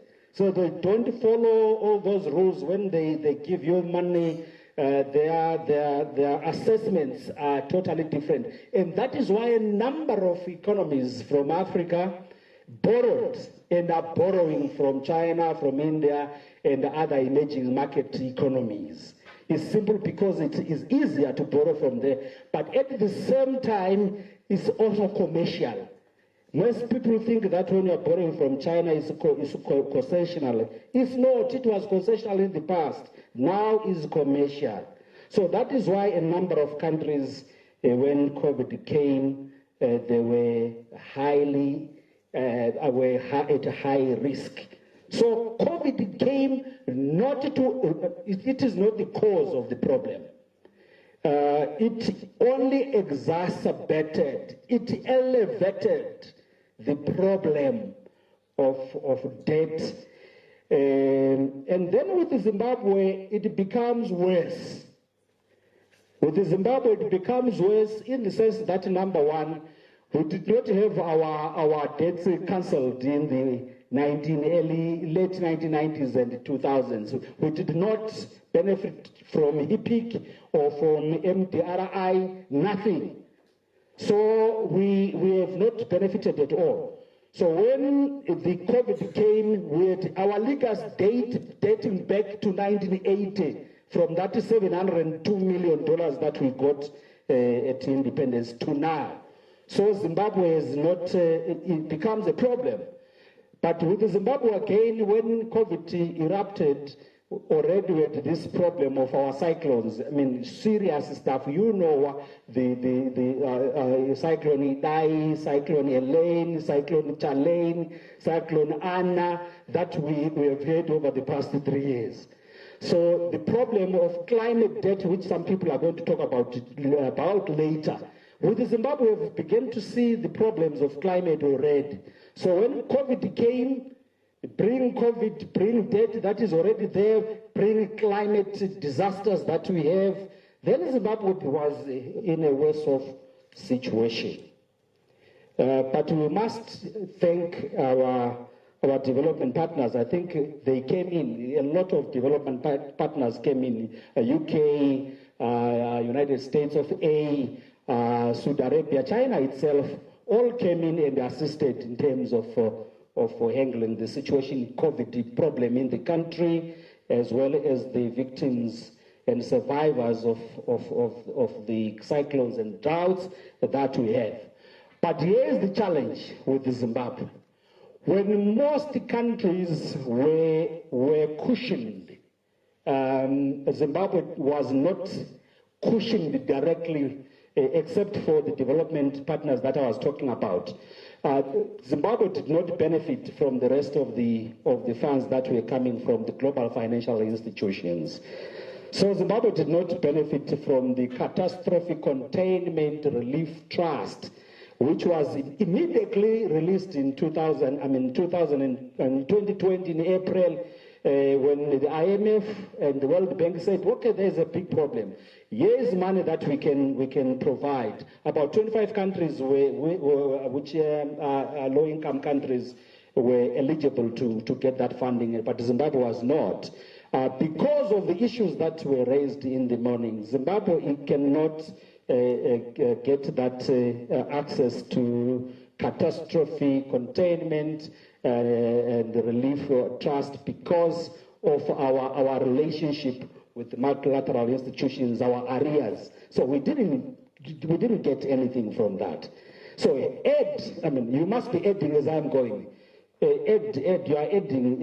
If you add that, Zimbabwe did not gain from that, while other low-income countries were getting that, Zimbabwe was not, including the DSSI. The DSSI, which is the debt service suspension initiative by the G20 countries, which said, okay, we are going to have a moratorium. You guys, because of COVID, you are not going to service your debts for the first 12 months, extended another 6 months. Zimbabwe did not benefit from that. So Zimbabwe is financially excluded from the global financial institutions, global finance. Zimbabwe is globally excluded. So as a result, it did not benefit from that. But there are advantages again for not benefiting, by the way, because ultimately these countries that benefited, the benefit was not free. The benefit was not, those were not grants. Those were loans, though concessional loans, some of which are supposed to be paid within six years. And it would be very difficult for those countries that actually took the monies from the DSSI and from other facilities, other windows. So it becomes a problem. There's an advantage, there's a disadvantage. Zimbabwe did not benefit, that's a problem. But those that benefited are piling up their own debts, and it is going to be a problem in the future. So we need to take note of that. China also came in and provided debt relief to a number of countries. And I'm surprised that Zimbabwe did not benefit from the Chinese relief. I expected Zimbabwe as the all-weather friend, as a very close friend of Beijing. We are told that our president, the president of the Republic of Zimbabwe, when he got sworn in 2018, one of the first places that he visited was China to meet President Xi Jinping. So we expected these guys to be cozy. So when COVID erupted and China was providing debt relief, Zimbabwe did not, to the best of my knowledge, did not get that. But of course, we got some donations. We got a number of donations, what others people called COVID diplomacy, where we're getting, these masks and other things. But we did not. So the point I want to chisel to you is that Zimbabwe did not benefit from a number of global financial windows for COVID, and including the Chinese, which we expected to come in hand. And some of the things that were told were being donated, we now know, if you look at the reports that were being presented, we were told that no, there were donations from Sinopharm, Sinovac. We now know that no, we actually paid some of those things from Sinovac and from Sinopharm and others. So that becomes a problem, again, the credibility of the information that we are getting. But the point I am making is that Zimbabwe did not benefit from that. There were other funds like the emergency financing funds that were provided, particularly by the IMF, the rapid credit funds, credit facilities. Zimbabwe did not. So Zimbabwe is in a serious quandary, gentlemen and ladies. We need Zimbabwe policy thinkers, policy makers, policy shapers, policy critics to engage seriously on the matters of date. Otherwise, we will continue being in a perpetual and permanent state of crisis in this country, unless the issues of engagement, for me, the issues of engagement will help. We need to engage sincerely and on the right issues, and not just the issues of arrears. It is very simple to have Adesina talking about arrears. We can pay arrears. Actually, government has started, he was talking about it, I think it was Dr. Bayai here. It has paid 59 million over the past few months. But it's not helpful. It has been paying, but you are not getting anything because there are more critical issues. We are scratching where it's not itching. That's what is happening. The country has to scratch where it is itching. Where it is itching is where there are issues of reforms, serious reforms. If government is serious, they must be talking about arrears with reform. That's how we can deal with the problems of the post-COVID problems in the country. You can't just deal about COVID. COVID is embedded in the issues of reforms. You can't deal with poverty, COVID alone. We need re-engagement, sincerely and seriously and structurally, and to include all the views, critical views in the country. I think that's what is needed. I put on the table what colleagues have already put on the table, the issue of audits. The issue of audit, it's so fundamental. It's so fundamental in building the trust rebuilding the trust. Because people don't know what they are owed and how, we don't know how much we owe. Because a lot of debt has been procured via what is called resource for infrastructure deals. You will not find that in the reports of Minister Mtuli. But the country is heavily involved in resource for infrastructure deals or resource-backed deals. It's serious because a lot of our resources are being collateralized. A lot of our natural resources are being used as guarantees. And that is why if you look at the document the colleagues were referring to, which was presented on the 28th of July, the midterm, you would find that there are some guarantees. And I'm very happy with the budget office, by the way, Zimbabwe Debt Management Office. If you look at their report, they have a number of annexures. They show you the guarantees that have been given by government, and most of them go to China. And all those are about collateralized debts. So the issue of debt audit is so important to deal with the matters of debt, whether it's about COVID, whether about engagement, or whatever it is. The debt independent.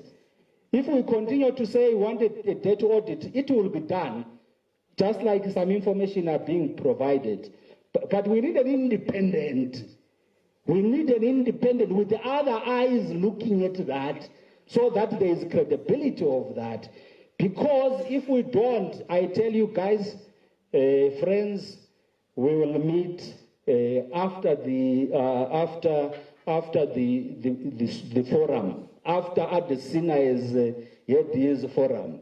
After Adesina is, we will meet and say, let's take stock. And we will be talking about countries saying, no, they don't agree. Because they will be made to pay or to forgive our debts, okay? And yet there are hidden debts where Zimbabwe is actually paying. That's dangerous. Actually, the report that we have today, almost the 60 million that we was talking about, the 49 million that has been used to pay the debts over the last few months went to China. Only 10 went to multilateral institutions and Western countries. Do you think the Western countries are okay where you pay 50 million for new debts? You pay them 10 million for all the debts that you have not been paying. The country is in what we call now geo-economic friction. Geo-economic friction is not replacing geopolitical friction, but geoeconomics is about the use of economic tools and financial tools to control the world. That's your geoeconomics. So there is geoeconomic friction here because those countries that have been giving Zimbabwe money for all these years are being paid 10 million. Those are giving Zimbabwe money today are being paid 50 million. They would say, okay, we are not going to participate in this because if we do that, we will use our debts, our cancellation to go and pay China. Am I making a point, guys? Okay, so I'm told that I must end there. The point I was making is a debt audit, and I was trying to elevate it to another level.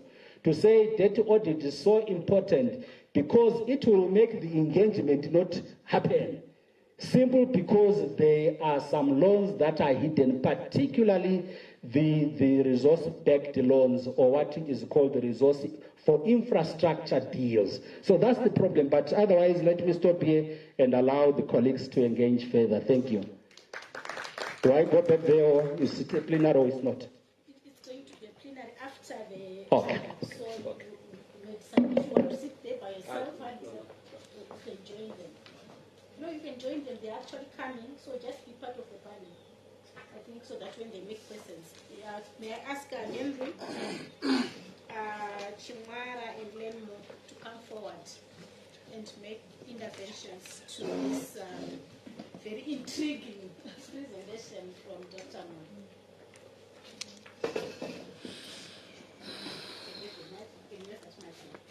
And you can sanitize it. Please pull another chair.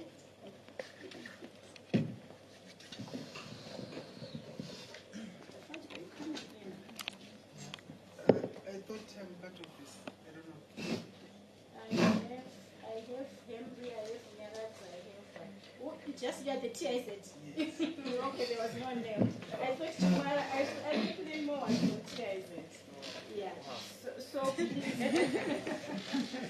Thank you. Yeah. So in any order, please can make your interventions. Thank you, Madam Chair. I suppose since I'm holding the mic, I might as well start. Yeah. I want to agree with Dr. Moyo, particularly around the issue of the COVID factor not being principally the reason why we are in a debt trap, but we must also acknowledge very fast the impact that COVID-19 have had on our debt situation. Zimbabwe was already under debt pressure, and we are also experiencing serious challenges in our public health delivery system. We had challenges around support for human resources for health. We had challenges around procurement of medicines, consumables, and samples. We also had challenges, particularly looking back at the drought period that COVID came in the wake of, social protection issues.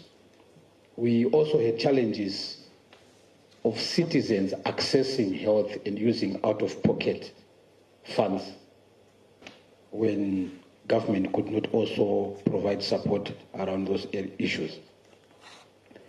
But I think I must add also that the government of Zimbabwe is already alluded to by Director Chiore, the extra funding that went over and above what government through the national budget had provided for health, which also made worse the need for the country to address the debt burden. Government was also forced to restructure its expenditure away from both productive sectors and capital projects to make sure that there are resources that are available for issues to do with procurement of COVID-19 medicines, vaccines, PPE, and also to pay the frontline workers who were at the forefront of the fight against COVID. More resources also went into hiring of more human resources for health. We had to bring in more nurses because the demand for health care rose, and also we had a number of nurses that were leaving the country, including doctors. So government had to then turn around from their recruitment freeze and make sure that we hired more HRH. On the social protection side, we also had the introduction of cash transfers to an estimated 1 million vulnerable households. I know if John was here, he speaks of a very nice story around the abuse of this fund, but I'm not here to talk about the abuses. I'm just pointing out how government ended up having to fork out more resources than had anticipated. We are here, I'm hoping, to provide some form of mitigation, recommendation. And I want to start off by saying the work that we do as a civil society organization is around trying to encourage, and I use the word encourage selectively, government to provide resources for health. Because we feel that any country whose health is under threat does not have its defense mechanisms in place. We have resources that are coming through the National AIDS Transition Fund, which is managed by the National AIDS Council. You may be aware that most of the drugs that we use, and here I'm referring to the antiretroviral drugs, come through resources that are brought in by PEPFAR and Global Fund. And we have a bigger chance of the money that taxpayers like you and me are paying to the National AIDS Council through the NATIF not being fully utilized for the purpose that the fund was created for initially when it was created. So we have an ambitious proposition that instead of having gone to the special drawing rights to get resources to support our COVID interventions, or even resources to respond to natural disasters, why don't we ring fence that resource and say, National AIDS Council, the role that we were playing before we had PEPFAR and Global Fund and all these bilateral partners coming in to support our health, why don't we ring fence that fund and say, we are going to manage this fund and reinvest it for the day when we need to respond to epidemics of the COVID magnitude. So it's a fund that is already in existence, and it's a fund that is being used for other things because the greater part of its responsibility is now being taken care of by Global Fund and PEPFAR resources. We also feel that there is room to tap into taxes from tobacco and alcohol, resources that can then be used to augment funds that are going to the NATIF, which is the National AIDS Transition Fund. We've also been trying to push for a levy on third-party insurance. Most of us who drive vehicles or own vehicles, you know, if your car is not on comprehensive, you are at law forced to pay a third-party insurance. After the 3 months elapse, if you have not bashed anyone's vehicle, that money sits within the insurer, and they are able to use that money at will. So we feel that apart from all the other issues that we need to import to address our debt, let's start by managing what we are receiving. And I think it's a good principle to debt management. If we can go to the analogy that Dr. Let me make sure I get his name right, Bayai made earlier of a father who comes in. Before you pay your debt, you need to be accountable to the resources that you are bringing in. So for us, I think it's an issue of saying, let's start by managing what we have and then trying to channel it into ways of addressing our debt. In closing, I want to again agree with Dr. Moyo and say ours is, we don't, as a country, we don't have a debt problem, but we have a political attitude challenge. We make enough as a country to service our debt. And if we are able to address the political attitude towards how we look at expenditure, we have been for the last 5 or 6 years working with Dr. Chore and Honorable Nyashanu around the national budget making process. We, as a country, we have a consumption problem. And our budgets, when we go out, citizens bring out consumptive issues. And it said that the SDR, the majority of it, should have gone towards production. I want to stop here, Madam Chair. Thank you. Thank you very much, and thank you very much, Madam Chair, for giving me a new job. I hope TIC to consider that. I would like to thank the organizer of this event for giving us youth the opportunity to be among the panelists. I think we should clap hands for them. And now, coming to the case of Zimbabwe, or I would simply maybe summarize what the doctor has presented to say, COVID simply exacerbated the already existing problems. It did not sort of like brought the debt crisis. It only exacerbated the crisis that was already there. I'll give an example of, okay, let me say, wanga wazviitira weti kubva kwatanga kunaya. Then you celebrate that at least I've been saved because I have already messed up. But just because there's the rain, the assumption is that anaiwa nemvura even. So the issue what I'm trying to say is we already have a problem. So coming of COVID can be an excuse to some governments to then begin to say, oh, you see, our debts are now ballooning because of COVID. Not only COVID, but even the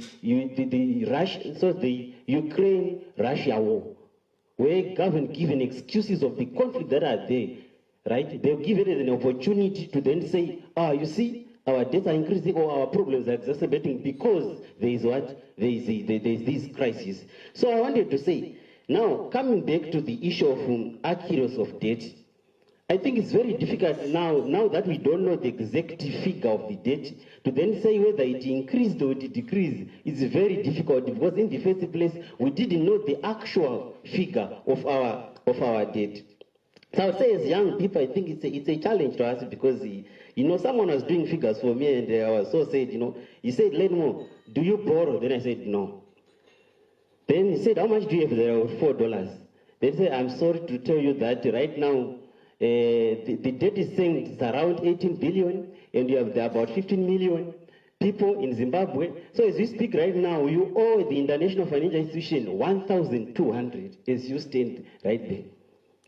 So imagine, you are not employed, but already having said you owe a debt to the International Financial Institution. So what I'm trying to say is that as youth, we need, as young people, we should be serious about these debt issues because we are the ones who are going to carry this debt for a long period. Then another issue that I would want to say, or that I find surprising in Zimbabwe, in relation to this debt, you find that the government is becoming poorer and poorer, I would say, in terms of more debts and more debts. But you find there are certain individuals who are becoming richer and richer. So what does that mean? Which means some of these debts that we are crying about, they benefit a few people through tenderpreneurship, I would say. Another issue that I would want to say, since we are not only here to expose these challenges, I would want to say, we hear that Zimbabwe is losing about 1.2 billion a year due to illicit financial flows. And we hear that there is a debt of about 13 billion according to the government. If we are to save those leakages, say they are true, that we are losing 1.2 billion, we only need 10 years to clear our debt. So why can't we focus on closing those loopholes that are causing those leakages? Then another point that I want to say is, well, we may say the debt increase or the debt has decreased according to Dr. Baya. You are saying, I'm now a little bit confused because if I look at these figures, it seems as if the debt was reduced. But now my question, I think we should focus on, was the debt productive or it was used for consumptive purpose? Most likely the debt that was increased due to COVID, it was for consumptive purpose because they wanted to buy maybe vaccine, not most likely for productive purposes. So the other is when we also look at the debt, we need to look at whether it is productive or it was used for consumptive purpose. Then in economics, we say we are more concerned about efficient utilization of resources. Well, when we receive those debts, are they being efficiently used? That would be my major question. Then maybe as I wrap up, I would say sometimes numbers are not right. We have got Japan, we have got a debt to GDP of about 260%.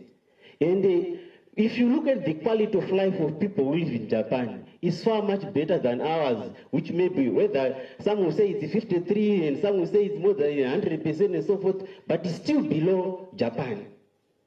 So after everything is said and done, in terms of this increase or decreasing, we need to look at the welfare of Zimbabweans. Is it improving or is not improving? Thank you. I think I'll end here. Thank you so much for colleagues that have already spoken before me. I think I would not want to belabor the point that COVID did not get us where we are in terms of our debt stock in Zimbabwe. We were already in a very serious situation. Maybe what it did was just to worsen the situation. Be that as it may, I think I would want to address about 3 points or so. I think the first point that we need to flag out in this conversation is the issue of our debt management systems in the country. Because I think the question that has been lingering around since morning is to do with the quantum of our debt stock in Zimbabwe. Do we know our debt stock in Zimbabwe? I think nobody seems to have that answer in this country, despite the fact that we have a dedicated institution created in terms of our laws, the Debt Management Office. I'm not so sure whether if you go to that office, you will get the kind of information that you want in terms of the exact figures, accurate information. Because to me, that office should be the first port of call when you talk about national debt in Zimbabwe. So I think we need to address that, because I see a serious weakness there. Maybe it's because the office operates under the Ministry of Finance or what, I don't know. I think we need some kind of an independent institution that would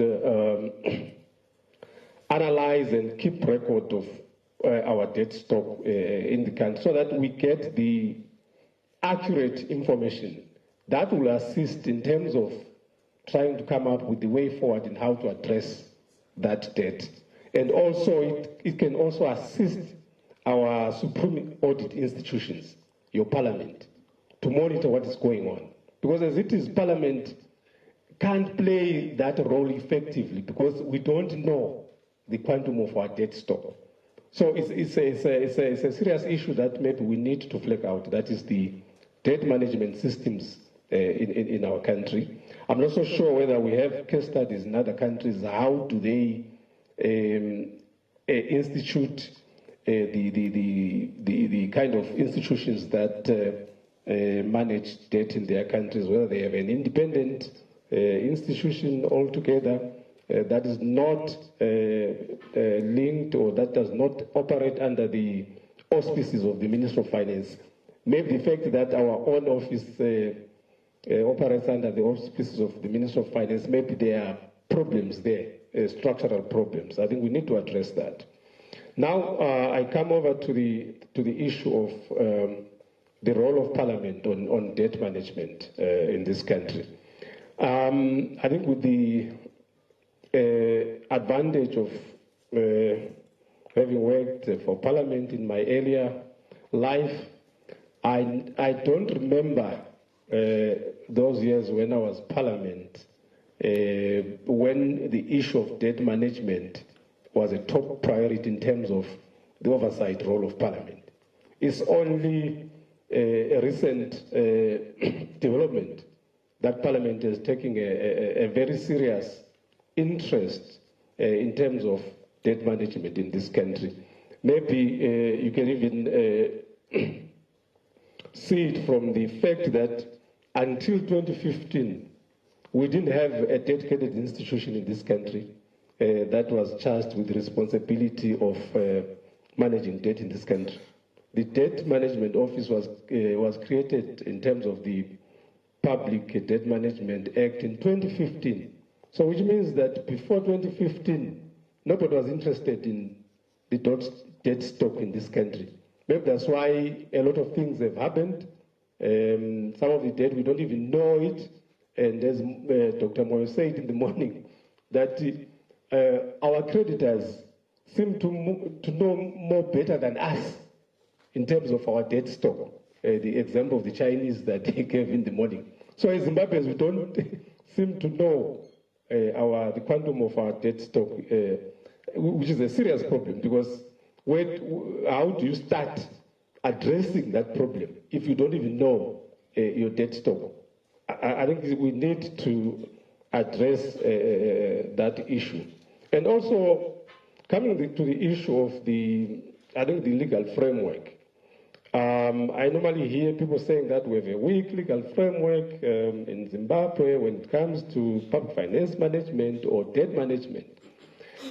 I may not agree entirely with that kind of an argument. I think, to begin with, the kind of legal framework that is in place, in my view, is enough, is adequate. If we were to do 50% of things that we are supposed to do, I think we can move mountains with the kind of legislation that we have in the country at the moment. For instance, if you look at the Constitution, I can't remember the section, it's very clear in terms of the reporting obligations of the Minister of Finance on state loans. But is that happening? It's not happening. And where is our parliament? Why is parliament not demanding that the Minister of Finance tables those reports in parliament as per the provisions of the Constitution? I think we have a problem there. The issue of non-compliance by the Minister of Finance in terms of updating the nation through parliament. I think our parliamentarians need to up their game, as they have already started, so that we are clear as a nation what we owe and who we owe. I think, lastly, the issue that we've been talking about, the issue of the opaque nature of our debt stock in the country. What's the impact of that in terms of our development in the country? If you ask, for instance, an ordinary person in the street there, do they know the impact of this on their lives? I don't think they don't. I don't think they know. And I think this issue comes back to us as civic society organizations. What are we doing to educate the citizens out there about the impact of debt on their lives, so that the demand for this information that we are saying is not in the public domain, or the information that we are saying government is not forthcoming with. The demand should come from the citizens to say, we want to know what these mega loans, mega deals have done to improve our situation. I think if there's a critical mass from the citizens demanding this information from the government, I think the government will respond better than it has responded to civil society organizations, because you know that civil society organizations, what we are called out there, regime change agents. So if the information is coming out from the citizens themselves, I think there will be a better response by government.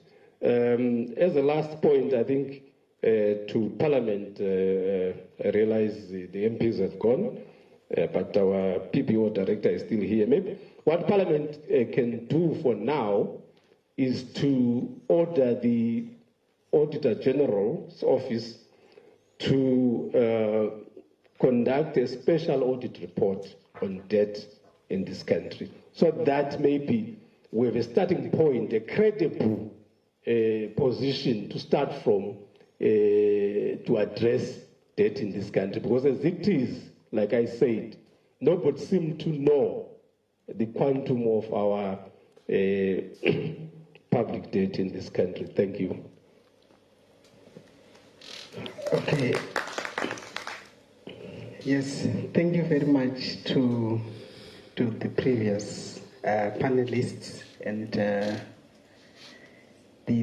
panel in front here. Judith, I'm failing to pick where to start, and probably I would exactly say the same things they said, but in a different way. To say that the debt crisis in Zimbabwe is a historical problem. A historical problem that draws us to a conclusion that 73% of that particular debt is in arrears and penalties. So, with that in mind, we do not have new debts that we are accumulating, but it's actually the same arrears and penalties that are still accumulating because of our failure to pay or repay the debts. I would possibly say our debt distress increased because the government was left with a very thin room to maneuver, and of course did not commit any resources towards debt repayment. And as a result, the accumulated arrears and interests continued. I think for ZIMCODD and AFRODAD, I think it is very important to then commission a study to establish the pre, during and post-COVID debt levels for Zimbabwe, for us to know how much the COVID-19 exacerbated our debt situation as a country. And of course, something which is in the public domain is the fact that COVID-19 increased public expenditure, and of course, especially towards health and social services or social protection. And of course, there was diminishing tax revenue collection because most businesses, they were closed the greater part of the lockdowns. But I think if you listen to Mthuli, being the Minister of Finance, sometimes he gives out misleading information where our revenue flows increased despite COVID-19. And I should always reiterate that COVID-19 increased our vulnerability, not just to public debt, but also to corruption. You know, coming from an institution which is part of the Global Coalition Against Corruption, my particular interest is on issues of corruption. And of course, the procurement during emergencies increased the risk of corruption in public procurement because most of the rules and procedures for public procurement were violated. And there was a statement from the doc that yes, we can talk about public debt situation in which Zimbabwe did not benefit from any debt relief.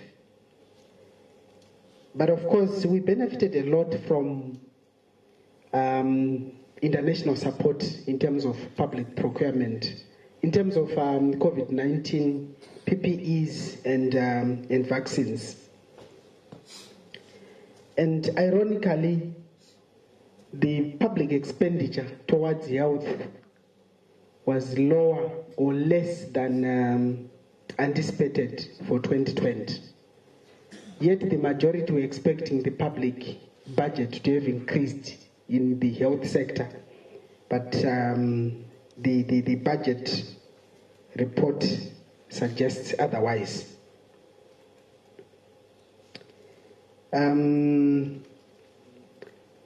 And what surprises me, especially in terms of debt management in Zimbabwe, was the failure by government to come up with a debt restructuring mechanism. Because if you spend a year without repaying your debt, it means you need a new mechanism for debt restructuring to ensure that we don't keep the problem going up. So in conclusion, I have a few points that I want to mention. Judith probably may allow me to say this. That we do require sincerity from political leaders in terms of understanding our economic, social, and political problems, and ensure that we put our energies towards the major challenges, the root causes of our challenges as a country, which rests in lack of democracy, rule of law, and so many other issues. And we need to address corruption and ensure that those that are found on the wrong side are actually brought to book. It's quite distressing that we had a former Minister of Health arrested, detained, but released on account that he was there was a wrong charge which was leveled against him. and we still continue business as usual. And of course, our constitution through section 298 speaks about transparency, accountability, and integrity in all financial matters. And that's a very critical principle that we need to follow as a country. And we need to learn from previous mistakes than sharpening corruption tactics, which is a trend that I've realized and observed in different government departments.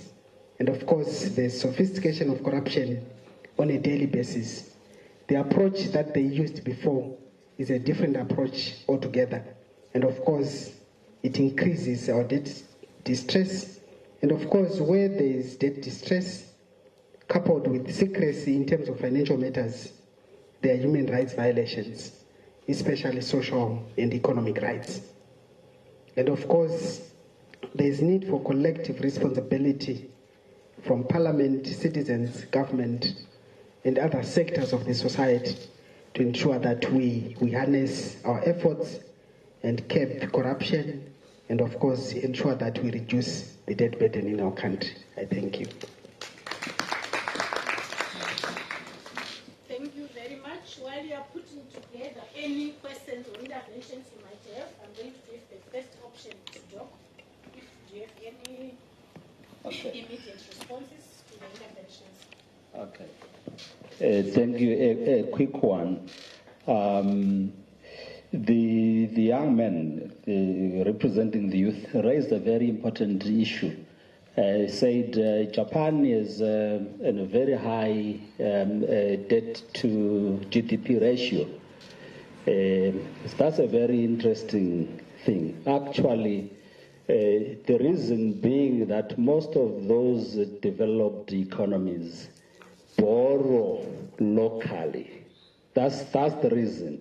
And they borrow using their local currency. So that's why you would find America has a very high GDP, debt to GDP ratio, but still the economy is functioning. Ours is a different story. We are borrowing outside more than we borrow inside, and we are borrowing in foreign currencies. So that's the issue. I thought you needed to appreciate that. I also like to appreciate the understanding, your use of the word understanding. I don't think people really understand, including the policymakers. I don't think they understand what to do with this debt, what to do with the problems of our economy. People understand the problem, but what to do? In academics, we've got two terms, diagnosis and prognosis. Diagnosis, you diagnose the problem, you unpack, decouple the problem. But prognosis goes beyond the diagnosis. You are looking at the solution. You are looking at how your ideas can be implemented moving forward. So this country is riding on a treadmill in diagnosis, including ourselves. We are diagnosists. We need prognosis. I think that's where I thought I needed to say that. But I like also the point on perhaps we have been saying audit. Maybe to pinpoint and say, let's try the Auditor General's Office. I think that would be interesting to say. Auditor General's Office, can you get out a special audit? I think that would be interesting. I think the Parliament office here can help us, or ZIMCODD, or anybody else can do that. I think those are interesting things for me. And the question that we do not know the quantum is, I think there is no under 16 here, no parental guidance. I think the point has been oversexed. And it is important to do it. We should continue to say we don't know the quantum of our debt, so that we push them to give us information. Otherwise, this is what I can say for now. Thank you. Thank you very much. Any other interventions? Henry says we have enough legislation, but where our challenge is in the implementation, right? What should we do about that as well?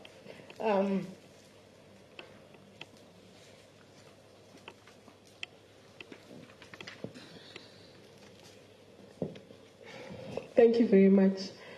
Mine is an intervention on the debt audit, and I really appreciate that we do need the debt audit. And I would suggest that in addition to the debt audit, why not also try to ask for information on the contractual process itself? Let's go back to the drawing board. We're running under the theme, Africa the rule maker and not the rule taker. So let's talk about the rules of engagement between the creditor and the debtor. And the debtor, yeah. So we're looking at the terms and conditions of the loans themselves. Who's benefiting, the cost benefit analysis? Who is benefiting even from the loss that we're going to encounter? So I'm thinking about how we need to interrogate that contractual process so that when we then move forward and then have a post-COVID debt agenda or restructuring agenda, we are then better able to negotiate for these loans. We move back from the non-concessional loans and go back to the concessional loans. We're better positioned to negotiate for loans that benefit us, and we're also better positioned to argue even for debt cancellation or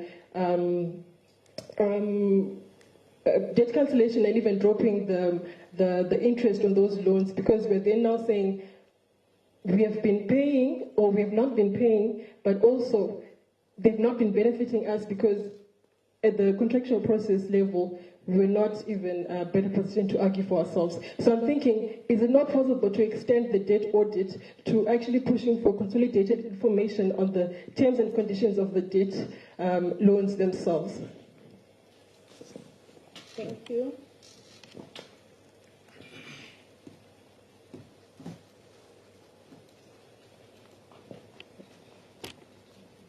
Was that the end? No? Okay. Oh, thank you very much. Thank you to our esteemed presenters for this very eye-opening discussion.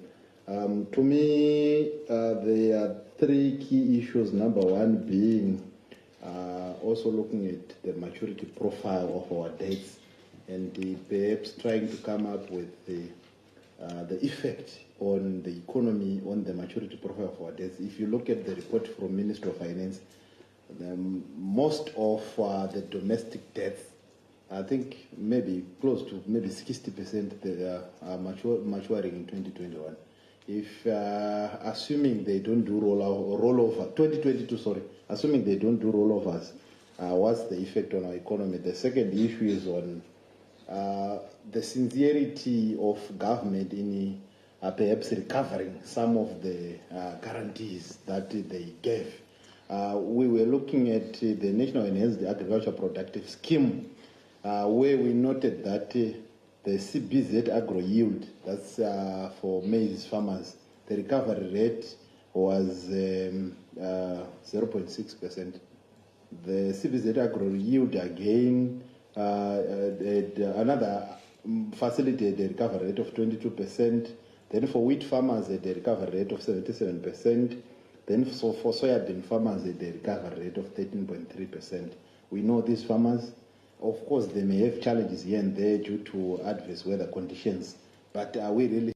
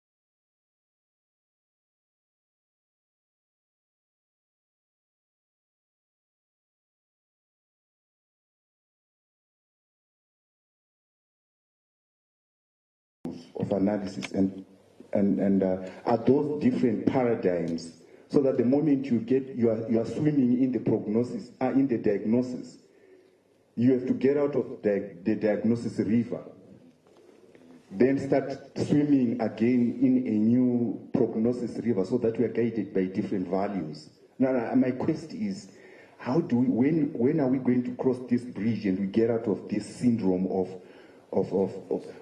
diagnosing and coming up with academic solutions that don't seem to work, and then the politicians are having their field day? Are we not serving the purposes of politicians? In other words, thank you. I'll take this as our last contribution because we are standing in our lunch. Thank you very much, Chair. Thank you to the presenters. I just want to also maybe just pose a question, like, what's the bigger plan? What's the bigger vision? What are we trying to achieve as a country? This is coming from I'll just cite one. Maybe if you look at the Lima plan in 2015, Zimbabwe managed to clear a 15-year-old IMF debt of 108 million. And then immediately after, they were applying again for a new loan. So the IMF denied them, but I mean, it's like we are trying to repay debt to get new debt. But for what exactly? What's the bigger plan? What's the vision? So I just wanted to also pose this question. Thank you. Dr. Bay, I had said that was the last one. Okay, that's fine. That's fine. I don't have a very sensible question, but I am just shooting in the dark here. We are agreeable that we want a credible public debt audit, and that's the chorus that we are having since morning. And already suggestions are saying we can make use of the Auditor General to do that, or we can have maybe an independent auditor to do that. But I have a suggestion here. CSOs are here. Is it something that is doable if civil society would do this exercise? Because my thinking, Dr. Mo, is that if you task the Auditor General to do this report, this is a political issue anyway. It will mean that some people won't be comfortable with this exercise to an extent that they might have a way of disrupting it or trying to have control on what information can be put to the public. But if CSOs can do this, is it a possible thing? That's just something that I'm thinking about, and I'm like, we cannot be complaining about these issues and we don't take action in trying to provide the solutions. Like I said in the morning, we don't want an AfCODD that is more of a symposium of talking and maybe showing that you have the best of the argument, but at the end, we just go home and forget about what we've been doing. Is there an action plan or something that can be done, or a trial to make sure that we can try to say this is the crop or this is the stock of debt that we have as a country? I think that's our contribution as CSOs. Thank you. You said, yeah, I just wanted to say it's a doable thing, but the only challenge might be a limitation in availability of information. I've always thought around if CSOs get done a debt audit, and all of us were thinking that the parliament building was actually a debt from China. Imagine if we had put out a report or our survey out there, only to hear that the parliament building was a donation. So the main challenge is availability of information. So maybe if it was possible for CSOs to kind of work with the Office of the Auditor General.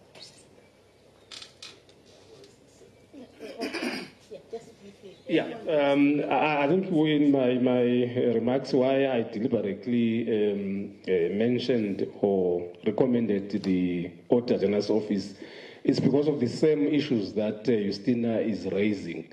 Because the Auditor General has better leverage in terms of access to accurate information Can you imagine CSOs trying to access information around mega deals and what have you?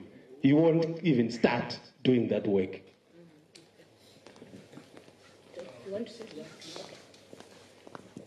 I think there are about three things that were raised that I needed to. The lady there spoke about the conditions, the relationship between the borrower and the lender.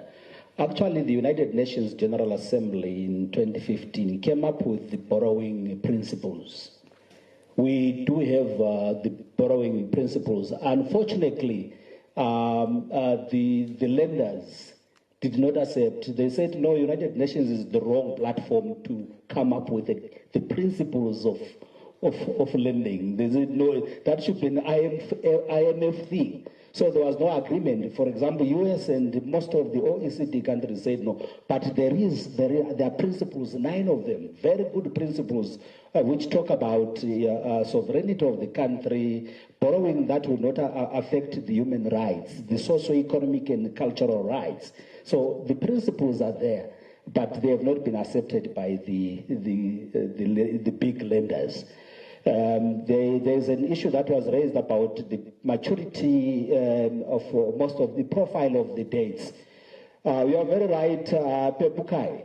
Actually, we are sitting on a powder keg because most of the debts, particularly from China, were borrowed almost 20 years ago with a 20-year grace period. And the 20 years they have started. So when we started looking at East, most of the debts that we incurred then, we have not been paying them because there was a grace period between 10 and 20. Now that period is now. So now we shall be, China will be expecting more and more and more payments of arrears, from Zimbabwe. Then the issue of the loans to agricultural sector. You raised a pertinent issue, my friend. That's a big issue. It is big because most of the people, and it was raised in the morning, most of the people that are into small and medium mining, smallholder farmers, most of them are in parliament and in cabinet. These are the people who make decisions to get the government to guarantee the loans. And they will make the decisions in next year to say there was a problem, there was a drought, assume the loans. So there is no sincerity because those that are making the loans are actually the beneficiaries. I thought I needed to make those 2-3 questions. Thank you very much. I think we can continue after lunch. It will spill over into lunch, so that's fine. Lenmo, we'll do that later. Let's just give them another round of applause. Thank you very much. The hotel, that's fine. The resort in the morning side, there is plenty of room here, right? So it's 1:45. It means we are going to have our lunch. If we have it for an hour, we come back here at 2:45. It means we are here until Mangwana, because the resort said plenty room for us here. But so let's do our lunch. We are a small group. We can do it within less than an hour if we can, so that we come back earlier. But otherwise, according to time, to be fair, and I think people are exhausted a bit, we take our 1 hour lunch and then we come back and we continue with our discussions. Thank you very much, everybody, for your participation. And bon appetit.